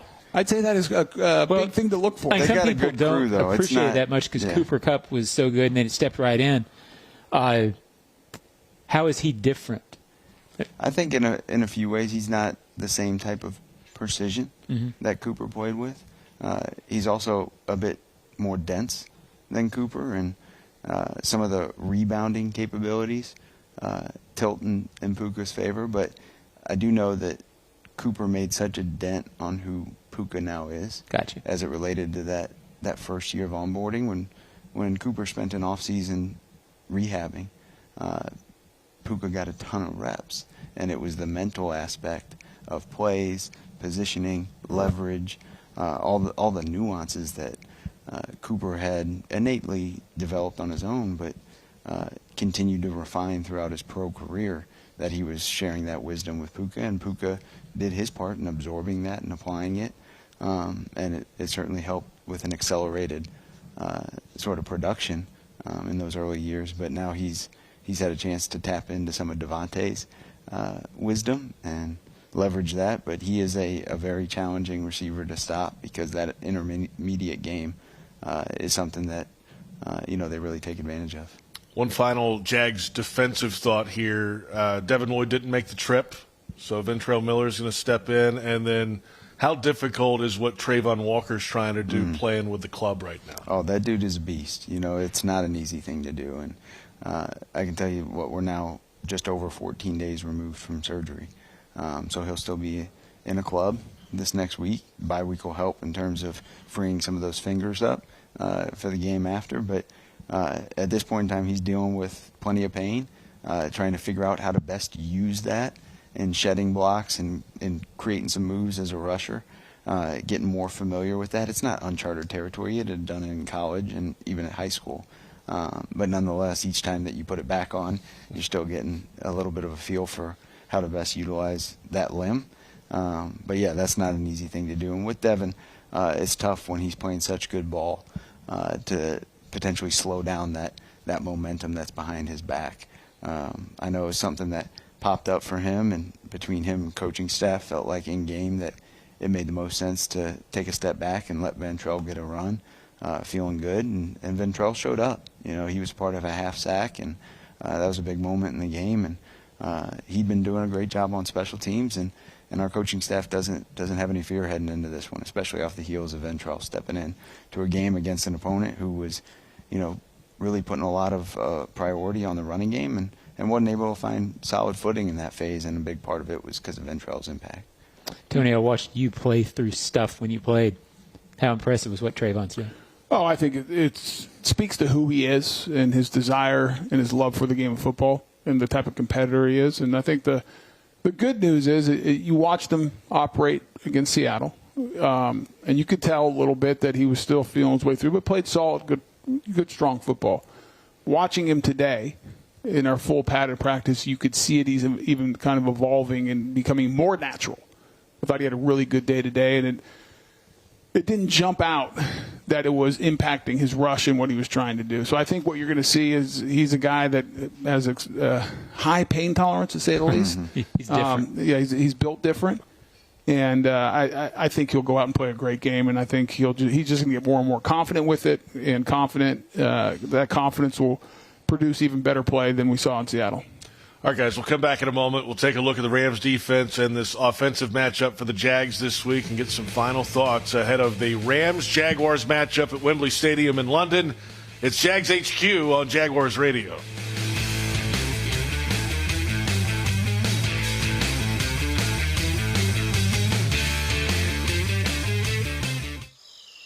Can you imagine rising for work before the crack of dawn? Tending to hundreds of acres of land before dusk? Well, that's what happens on 47,000 Florida farms every day. Florida's farmers work hard to grow nutritious food for you and your family. And you can help support them by enjoying delicious Fresh from Florida produce. Look for the sunny Fresh from Florida logo where you shop, or visit freshfromflorida.com to learn more. The moment you drop off donations at a North Florida Goodwill, your things start new lives. A donated jersey helps someone suit up for success through education and training. A pair of old cleats helps a job seeker step confidently into new career opportunities. Every donation fuels Goodwill's mission to provide education, training, and career opportunities, removing barriers to employment and building brighter futures across our community. To find your nearest donation center and learn more, visit goodwillnorthfl.org. Goodwill, where your things start new lives. Mr. Chubby's Wings is a whole lot more than just wings. Craving the ultimate game day experience? Look no further. Swing by Mr. Chubby's and indulge in the biggest and best wings in town, all while soaking up the lively atmosphere with fellow sports fans. With plenty of game day specials and locations on the West Side, Fleming Island, Ponte Vedra Beach, and new this season, Everbank Stadium, they're here for all your game day needs. Mr. Chubby's Wings is a proud partner of the Jacksonville Jaguars. Mr. Chubby's Wings, before the game, after the game, and during the game. Jags fans, this one's for you. If you've got MyGate rewards, you're already in the game. But now you've got a shot at the ultimate prize, meeting QB1 himself, Trevor Lawrence, at Everbank Stadium with 3 friends by your side. With the MyGate Rewards Gatorade Club, every 5 Gatorade items you purchase equals 1 entry toward your chance to win. Stack them up and score big. See store for details. Gear up for the season. Gates got you.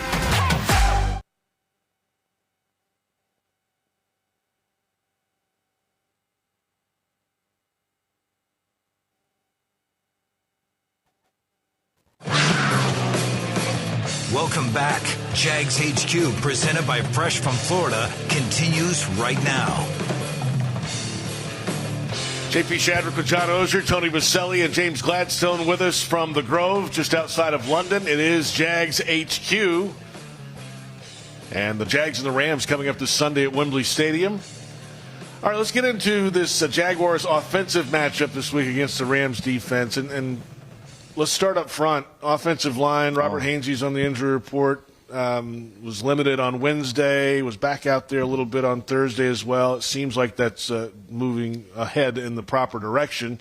But last week, a couple of illegal formations, some issues pre-snap again on offense. There was an offensive offside. And, James, you talked about it. It's kind of all about the Jaguars right now. And on the offensive side, it kind of begins with the controllables and not getting behind the chains. No, and that's where a lot of the focus falls, right? We have talked about toughness being a pillar of our team. And we're not just talking about physical toughness. We're talking about mental toughness. And the physical element has been such a point of emphasis to date. And this is a week where we're not separating from that, but we are applying intentional thought to the mental toughness, and that's discipline, right? That ties into a lot of these pre-snap blunders or issues or penalties. So certainly got to see an improvement there, but that's where our focus has fallen. And I know Robert is somebody that certainly helps to quiet a lot of that because he's such a cerebral player, right? We talked about Matthew and having mastery of that offense. Robert has mastery of this offense. It's not his first go-around in it. You know, anytime you're going through something for the first time, it's going to be a bit challenging, and that's what I know our group is experiencing, but he certainly helps to alleviate some of those issues along the way, and I think with him set to play, that should be added value. As it relates to our upcoming opponent, the strength of their defense is across from our OL. It's not all that different than Seattle in terms of where the best part of their defense falls. And so I think that'll be a fun outing, and I know it always gets somebody like Tony Boselli jacked up to see some of these good rushers, right? Those are the games where, you know, you're building yourself up for the matchup on Sunday as the week progresses, but it should be a fun one. Tony, how good are these edge rushers? They're good players. I mean, they're young. Byron Young, he's a guy who's going to has all kinds of athletic ability. Can get on your edge, has enough power to threaten you, but really he wants to make life miserable on your edge. And then you got probably the exact opposite in Jared Verse, who is going to start trying to run right through your face. And he has elite power. And then uses his power to work edges because he starts getting players leaning, lunging, out of sorts. And so they're both very good players. And you got a guy like Fisk inside. You got Puna Ford, another big guy who's been revitalized later in his career. But I go back to what we've been talking about. It's really more about us. This is an offensive line that going into Seattle was performing at a very high level and has a lot of pride. They went into Seattle and did not perform the way that any of us, or especially them, wanted to.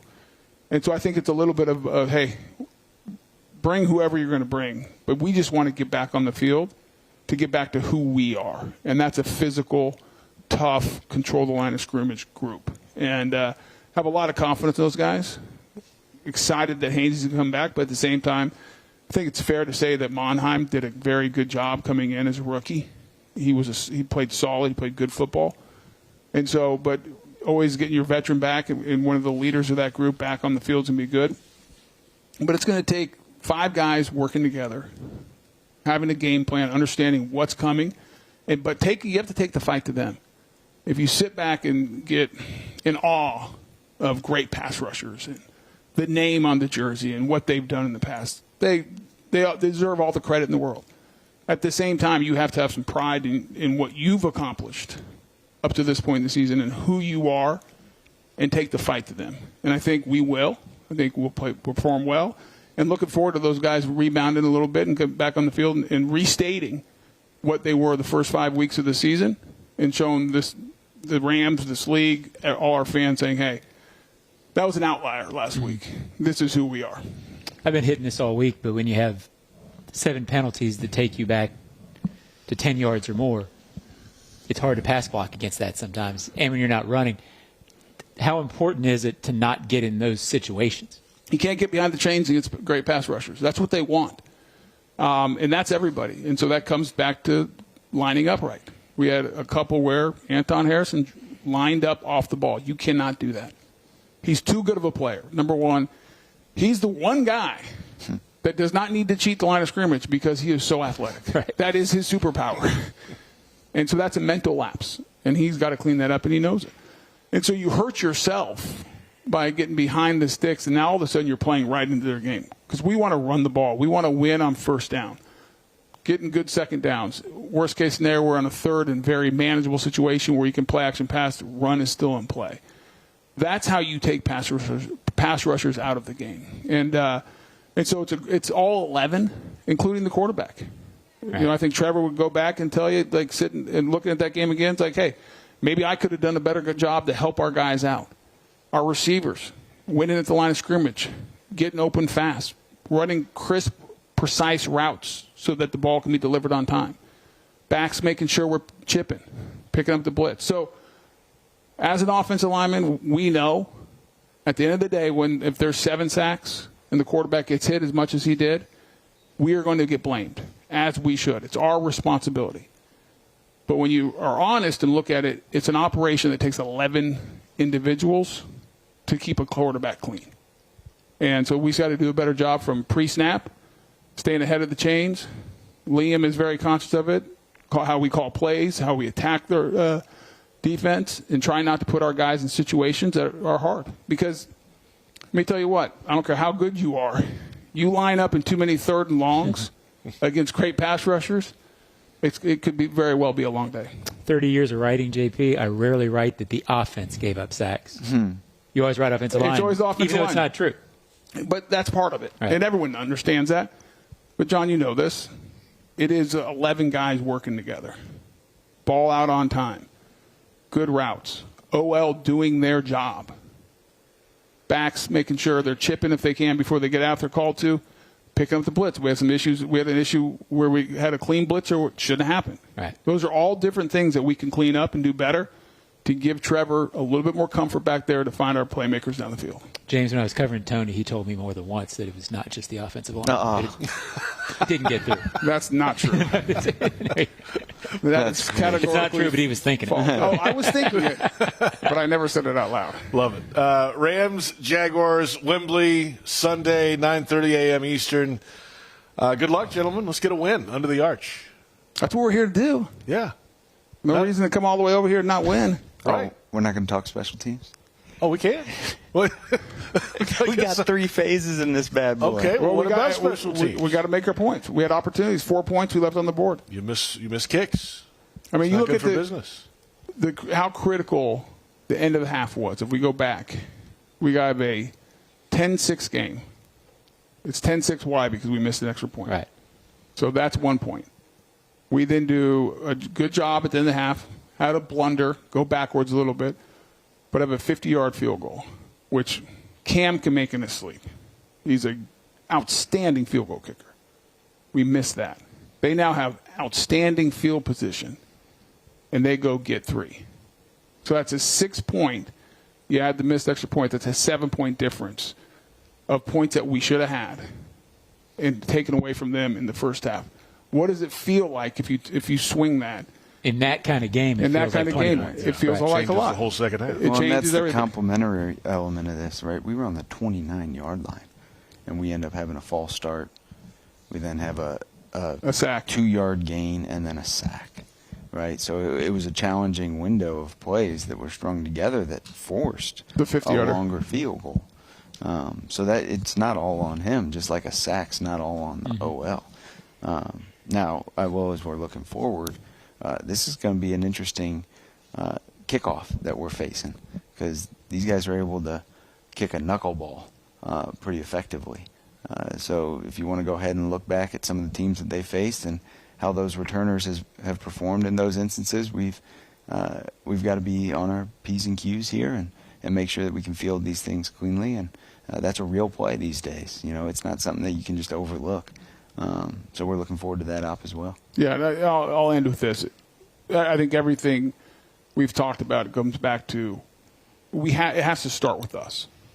If we focus on playing good, clean football, eliminate the controllable penalties that you talked about, JP, play good complementary football across all three phases, then we can live with whatever the outcome is. The ones that are hard to live with is when you beat yourself, when you have penalties that are mental errors, alignment issues, so on and so forth, that lead to negative yardage behind the sticks, that you do the basics, things that you do day in and day out not well, and you end up losing a game because of that. Those are hard to live with. And so I think the focus this week going into this game, James hit on it, we want to be a tough team. We pride ourselves in being tough, but that is not just physical toughness, it's mental toughness. So being a disciplined football team, and if we go out in Wembley against an outstanding organization, the Los Angeles Rams, been in the Super Bowl multiple times under Sean McVay, have won one, Hall of Fame quarterback on the other side of the field, but we can go out and take care of ourselves and play tough football physically and mentally, we'll live with whatever the scoreboard says at the end. Tony, James, thanks for the time as always. Enjoy London, Mr. London over here, Boselli. He'll show you the way, James. I'm just here for the ride, baby. Thanks, guys. Tony Boselli, James Gladstone with us. Plenty more ahead. This is Jags HQ.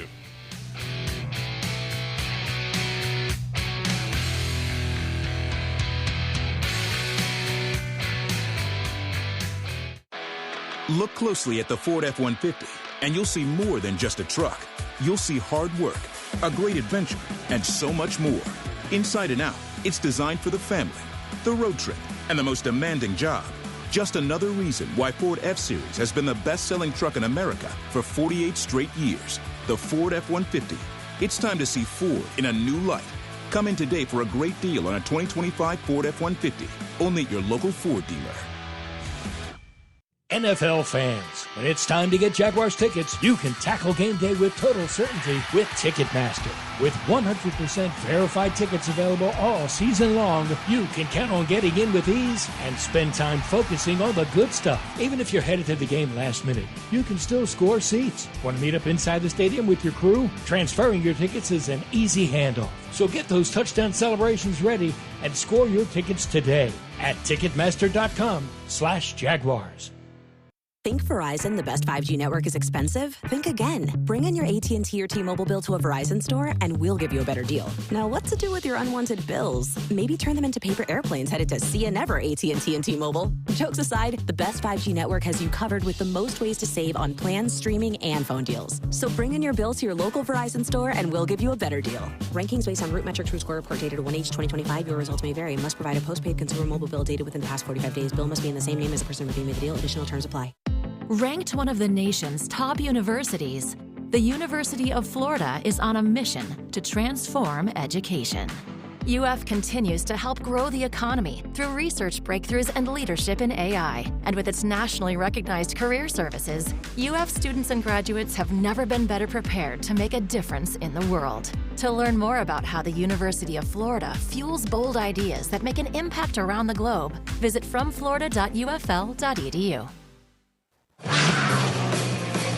Welcome back. Jags HQ, presented by Fresh from Florida, continues right now. And we are on the Jaguars Radio Network, presented by the University of Florida, #1 university in the U.S. News and World Report's #1 state for education.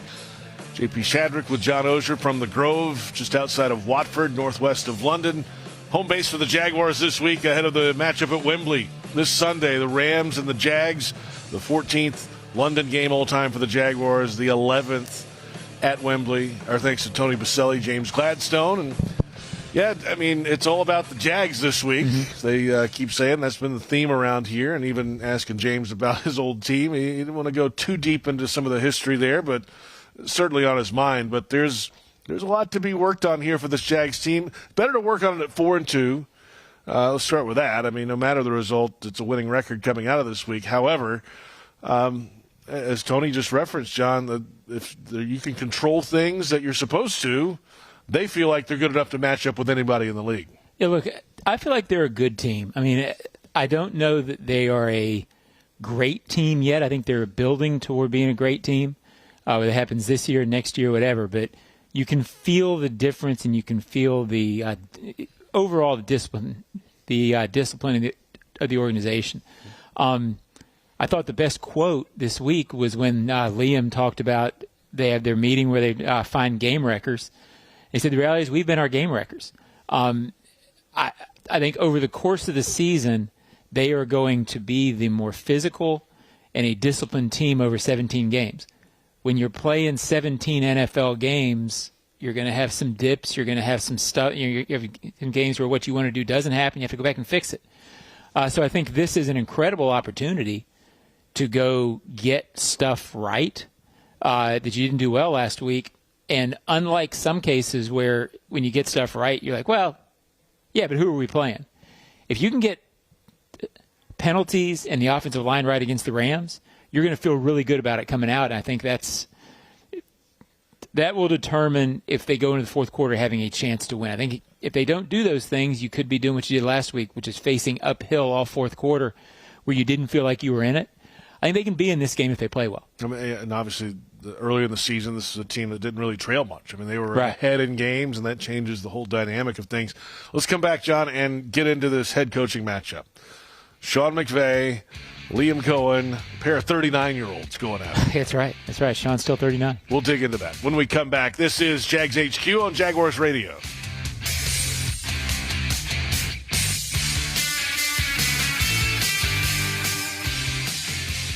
Floridians, do you know how close you are to freshness?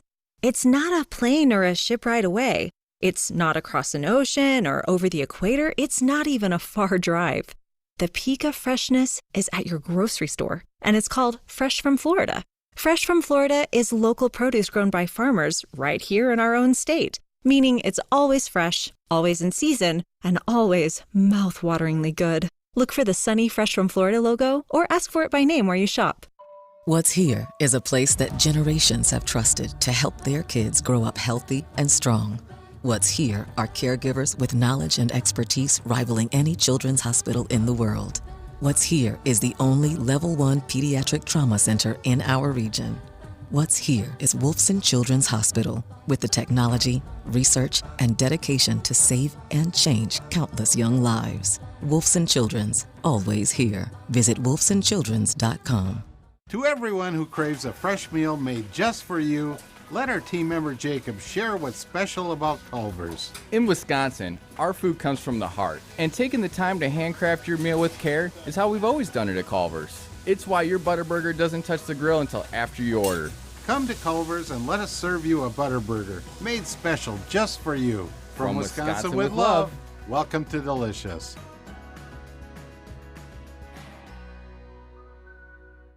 Mr. Chubby's Wings is a whole lot more than just wings. Craving the ultimate game day experience? Look no further. Swing by Mr. Chubby's and indulge in the biggest and best wings in town, all while soaking up the lively atmosphere with fellow sports fans. With plenty of game day specials and locations on the West Side, Fleming Island, Ponte Vedra Beach, and new this season, Everbank Stadium, they're here for all your game day needs. Mr. Chubby's Wings is a proud partner of the Jacksonville Jaguars. Mr. Chubby's Wings, before the game, after the game, and during the game.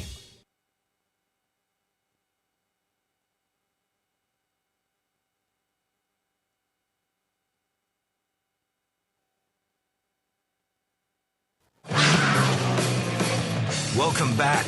Jags HQ, presented by Fresh from Florida, continues right now. We are back. JP Shadrick with John Oehser from the Grove, just outside of London, headquarters for the Jaguars this week. It is Jags HQ. Our thanks to Tony Boselli and James Gladstone. Head coaching matchup this week between the Rams and the Jaguars. Familiar faces. Sean McVay, of course, has had fantastic success with the LA Rams. Liam Cohen was under McVay with the Rams, a couple of different stints in LA, and now, of course, Cohen with his first head coaching job with the National Football League.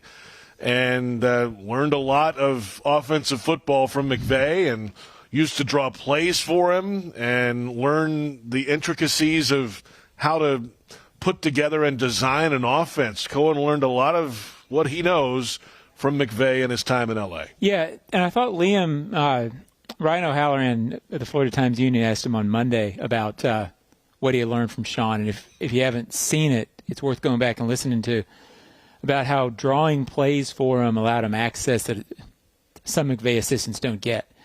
And the more I'm around Liam, the more I believe that Sean McVay's way and the things that he's bringing into the NFL and the style, it's going to be the defining way moving forward. Some of the old stuff is not being used as much. There are coaches who define generations, and I think McVay, with his tree, the development there, it's going to be what this league is for a while. And Liam had the opportunity from drawing plays to go in and talk to him and, I guess, really get into his head more of how he operates and what his philosophies are than maybe some assistants. So now, does being inside somebody's head during the game, is that good or bad? I don't know that matters that much. But I do know from what Liam has said this week, they will know philosophically why the other guy does certain things. And I'm sure there will be times during the game where Liam, maybe without even thinking about it, yeah, he's going here. Mm-hmm. Or they're going to try to run this because they just ran this. And maybe just instinctively he can tell Camp, hey, they're doing this. So I think that'll be a factor. And McVay certainly has paved the way for Liam to have a job. You mentioned right before the break, he's still only 39. Yes. And it feels like McVay ought to be 50. But he was really the one who kind of started this trend toward young coaches, toward not worrying so much about, well, they don't have the experience.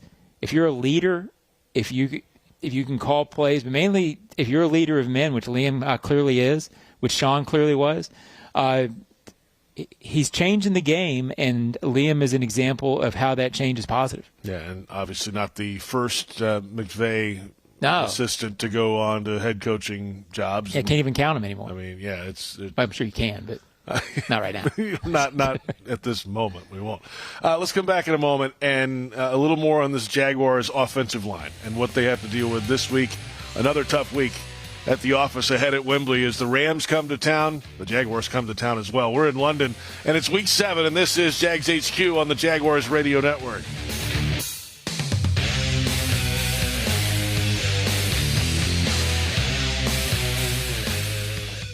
It's game on, Jaguars fans, no matter where you might be. From the backyard to the beaches, the Ford F-150 with available Pro Power on board gives you the power of a mobile generator. So as long as you've got a TV and a signal, you don't have to miss another game. Just one more reason why Ford F-Series has been the best-selling truck in America 48 straight years and counting. Ford, proud partner of the Jacksonville Jaguars. See your local Ford dealer today. NFL fans, when it's time to get Jaguars tickets, you can tackle game day with total certainty with Ticketmaster. With 100% verified tickets available all season long, you can count on getting in with ease and spend time focusing on the good stuff. Even if you're headed to the game last minute, you can still score seats. Want to meet up inside the stadium with your crew? Transferring your tickets is an easy handoff. So get those touchdown celebrations ready and score your tickets today at Ticketmaster.com/Jaguars. Hey, Duval, here's your chance to be face-to-face with the Jags as they take the field on game day. Jump in the shadows and experience the Jaguars like never before. Enter today at everbank.com/shadows for your chance to be part of the action. No purchase necessary to enter or win. Open to legal residents of the 50 United States and D.C., 18 and older. Entry periods for the sweepstakes are from 8/4/25 to 12/21/25. For official rules and complete details, visit everbank.com/shadows. Sponsor and administrator, Everbank, N.A. member FDIC. Ranked one of the nation's top universities, the University of Florida is on a mission to transform education. UF continues to help grow the economy through research breakthroughs and leadership in AI. And with its nationally recognized career services, UF students and graduates have never been better prepared to make a difference in the world. To learn more about how the University of Florida fuels bold ideas that make an impact around the globe, visit fromflorida.ufl.edu.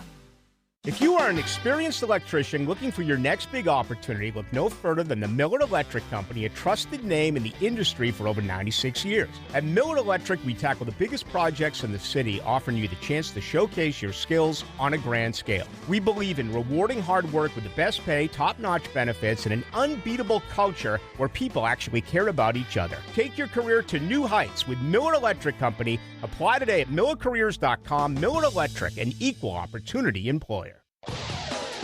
Jaguars fans, it's time to show up and show out. Get game day ready with fresh gear from Fanatics.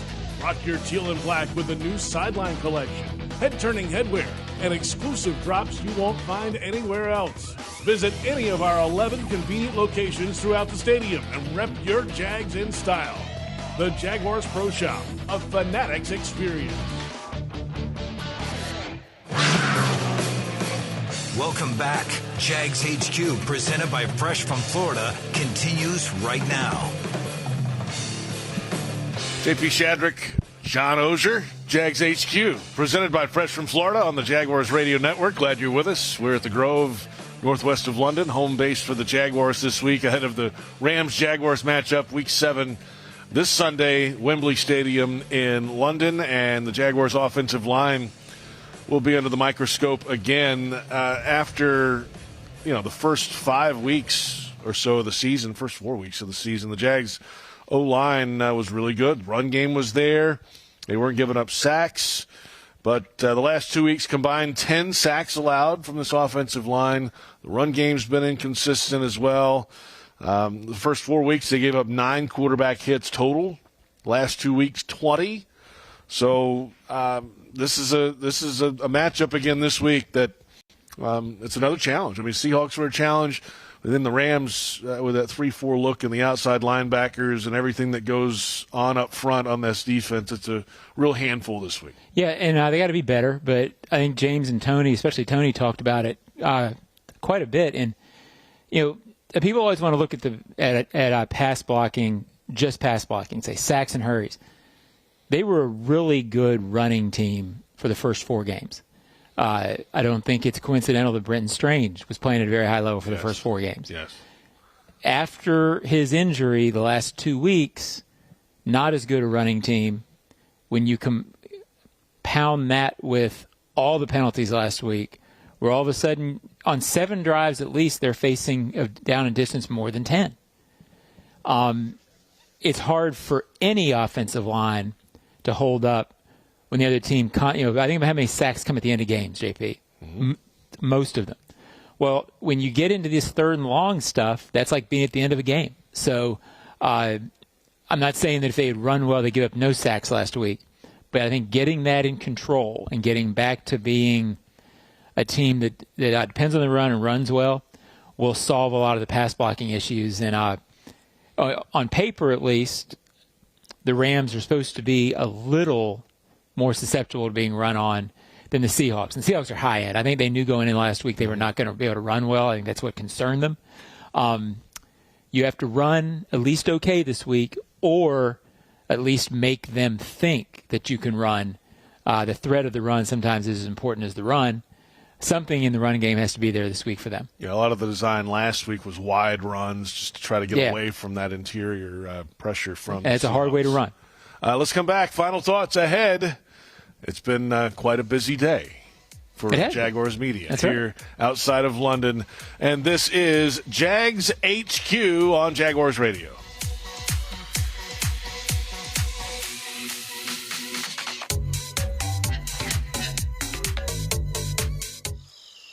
Can you imagine rising for work before the crack of dawn? Tending to hundreds of acres of land before dusk? Well, that's what happens on 47,000 Florida farms every day. Florida's farmers work hard to grow nutritious food for you and your family. And you can help support them by enjoying delicious Fresh from Florida produce. Look for the sunny Fresh from Florida logo where you shop, or visit freshfromflorida.com to learn more. It's here that a tiny newborn has the heart surgery needed to save her life. It's here that a first grader learns to speak clearly and confidently. It's here that a 12-year-old athlete builds the strength to run full speed again. It's here at Wolfson Children's Hospital that answers are found, courage is shown, and odds are beaten every day. Wolfson Children's, always here. Visit wolfsonchildrens.com. Mr. Chubby's Wings is a whole lot more than just wings. Craving the ultimate game day experience? Look no further. Swing by Mr. Chubby's and indulge in the biggest and best wings in town, all while soaking up the lively atmosphere with fellow sports fans. With plenty of game day specials and locations on the West Side, Fleming Island, Ponte Vedra Beach, and new this season, Everbank Stadium, they're here for all your game day needs. Mr. Chubby's Wings is a proud partner of the Jacksonville Jaguars. Mr. Chubby's Wings, before the game, after the game, and during the game. A bold change. A historic development is underway for the Bold City, and the Jacksonville Jaguars and team partners are a part of it. Introducing First and Forward, a development partner program highlighting the significant contributions made toward the transformative efforts to the city of Jacksonville. Thank you, Belter, Brooks Building Solutions, Jackson Electric Supply, Office Images, Sims Crane, Start Tech, and People's Gas. Championing progress on the field and in the community. The First and Forward program. The First Coast Forward Together. To learn more, visit jaguars.com/forward together. Get ready, Jacksonville. The biggest blue and gray celebration of the year is almost here. UNF Homecoming is November 12th through the 15th. Head over to the Nest for the homecoming parade, tailgate, homecoming game, and more. It's fun for the entire family. So swoop in and join the celebration. Find all the details and the full schedule of events at unf.edu/homecoming. That's unf.edu/homecoming. And we'll see you there. Swoop! Jacksonville is game time, and just like the Jaguars fight for every yard on the field, Duck Duck Rooter fights for every customer at home. From plumbing repairs to septic pump outs to keeping your AC cool all season long, we've got the winning playbook. Duck Duck Rooter is a proud partner of the Jacksonville Jaguars and delivers championship service every time. When plumbing, septic, or AC problems put you on defense, don't fumble the call. Dial 904-862-6769 or visit duckduckrooter.com. Duck Duck Rooter, when you're stuck, call the Duck.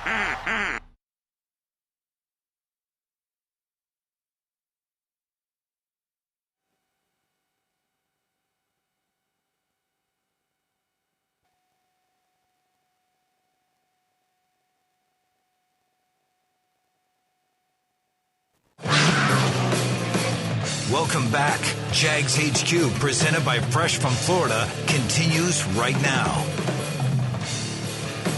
Final moments of Jags HQ, presented by Fresh from Florida. JP Shadrick with John Oehser, and the Rams and Jaguars coming up this Sunday. It's a 9:30 Eastern kickoff time from Wembley Stadium, and the Jaguars playing in their 14th London game all time, the 11th at Wembley Stadium coming up, and the Rams 2-2 in their London experience all time as an organization.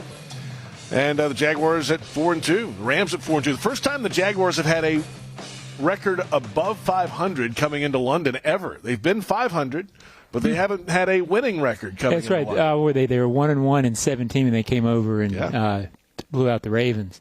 But yeah, that's right. Good stat. Yeah, winning Jaguars team in London. Yeah, and they have been historically, I think, a little better in London than they have other places. Look, the theme's obvious. It's not a must-win in any way. You're still in good shape if you lose it. But it's a chance to get, if you beat this team, you've beaten the Rams and the Chiefs 2 out of 3. You go into the bye having to feel good about yourself, and you're in very good shape for the second half of the season, where on paper, and on paper is very dangerous when you talk about schedules, but on paper, the schedule in the second half of the season is one that you should feel good going into most of your games. So, huge opportunity, but a very difficult opportunity. Very difficult. Rams have played at a high level for a long time as an organization, and they're actually coming in late. They're coming in Friday night, arriving Saturday. It's an interesting from Baltimore. I've never heard of that. The Jaguars, of course, have left Thursday and gotten into Friday. Has felt like the routine that they like to use when they're not playing games with a bye over this thing. So it's it's a choice, and who knows? We'll see how it works. There's been games, JP, that you've looked at where you knew the Jaguars early on had an edge because they had been through it before. Maybe this will be one. I mean, that Ravens game in 17. Perfect example. They didn't want to be here. A couple against the Bills at times where you felt like, boy, they got out to a quick start because you knew they were comfortable. And fingers crossed. That'd be cool. There was a Colts game here, too, where it was like the Jags understood the footing in the old field at Wembley, which is now changed. And the Rams, or the Colts didn't. They were slipping and sliding everywhere. Yeah. Alan Hearns weaving for a touchdown. That's right. Alan Hearns, So the home field advantage is real for the organization. And it's supposed to be. I mean, this team plays here a lot, so it's supposed to be an advantage on some level against that. Not one that you go into the game depending on, but you hope you see it play out. John, thanks a lot. Enjoy the weekend, man. We'll be here in London. We'll see you at Wembley on Sunday. Our thanks to Tyler Stidham, Brent Reber, Dave DeCandis here on site, Joe Fortunato, Max Hochman back home in Jacksonville. And thanks to you for listening. Of course, the Rams and the Jaguars coming up 9:30 Eastern. Countdown to kickoff at 8:30 on the Jaguars Radio Network this Sunday at Wembley Stadium in London. And thanks for listening to Jags HQ on the Jaguars Radio Network.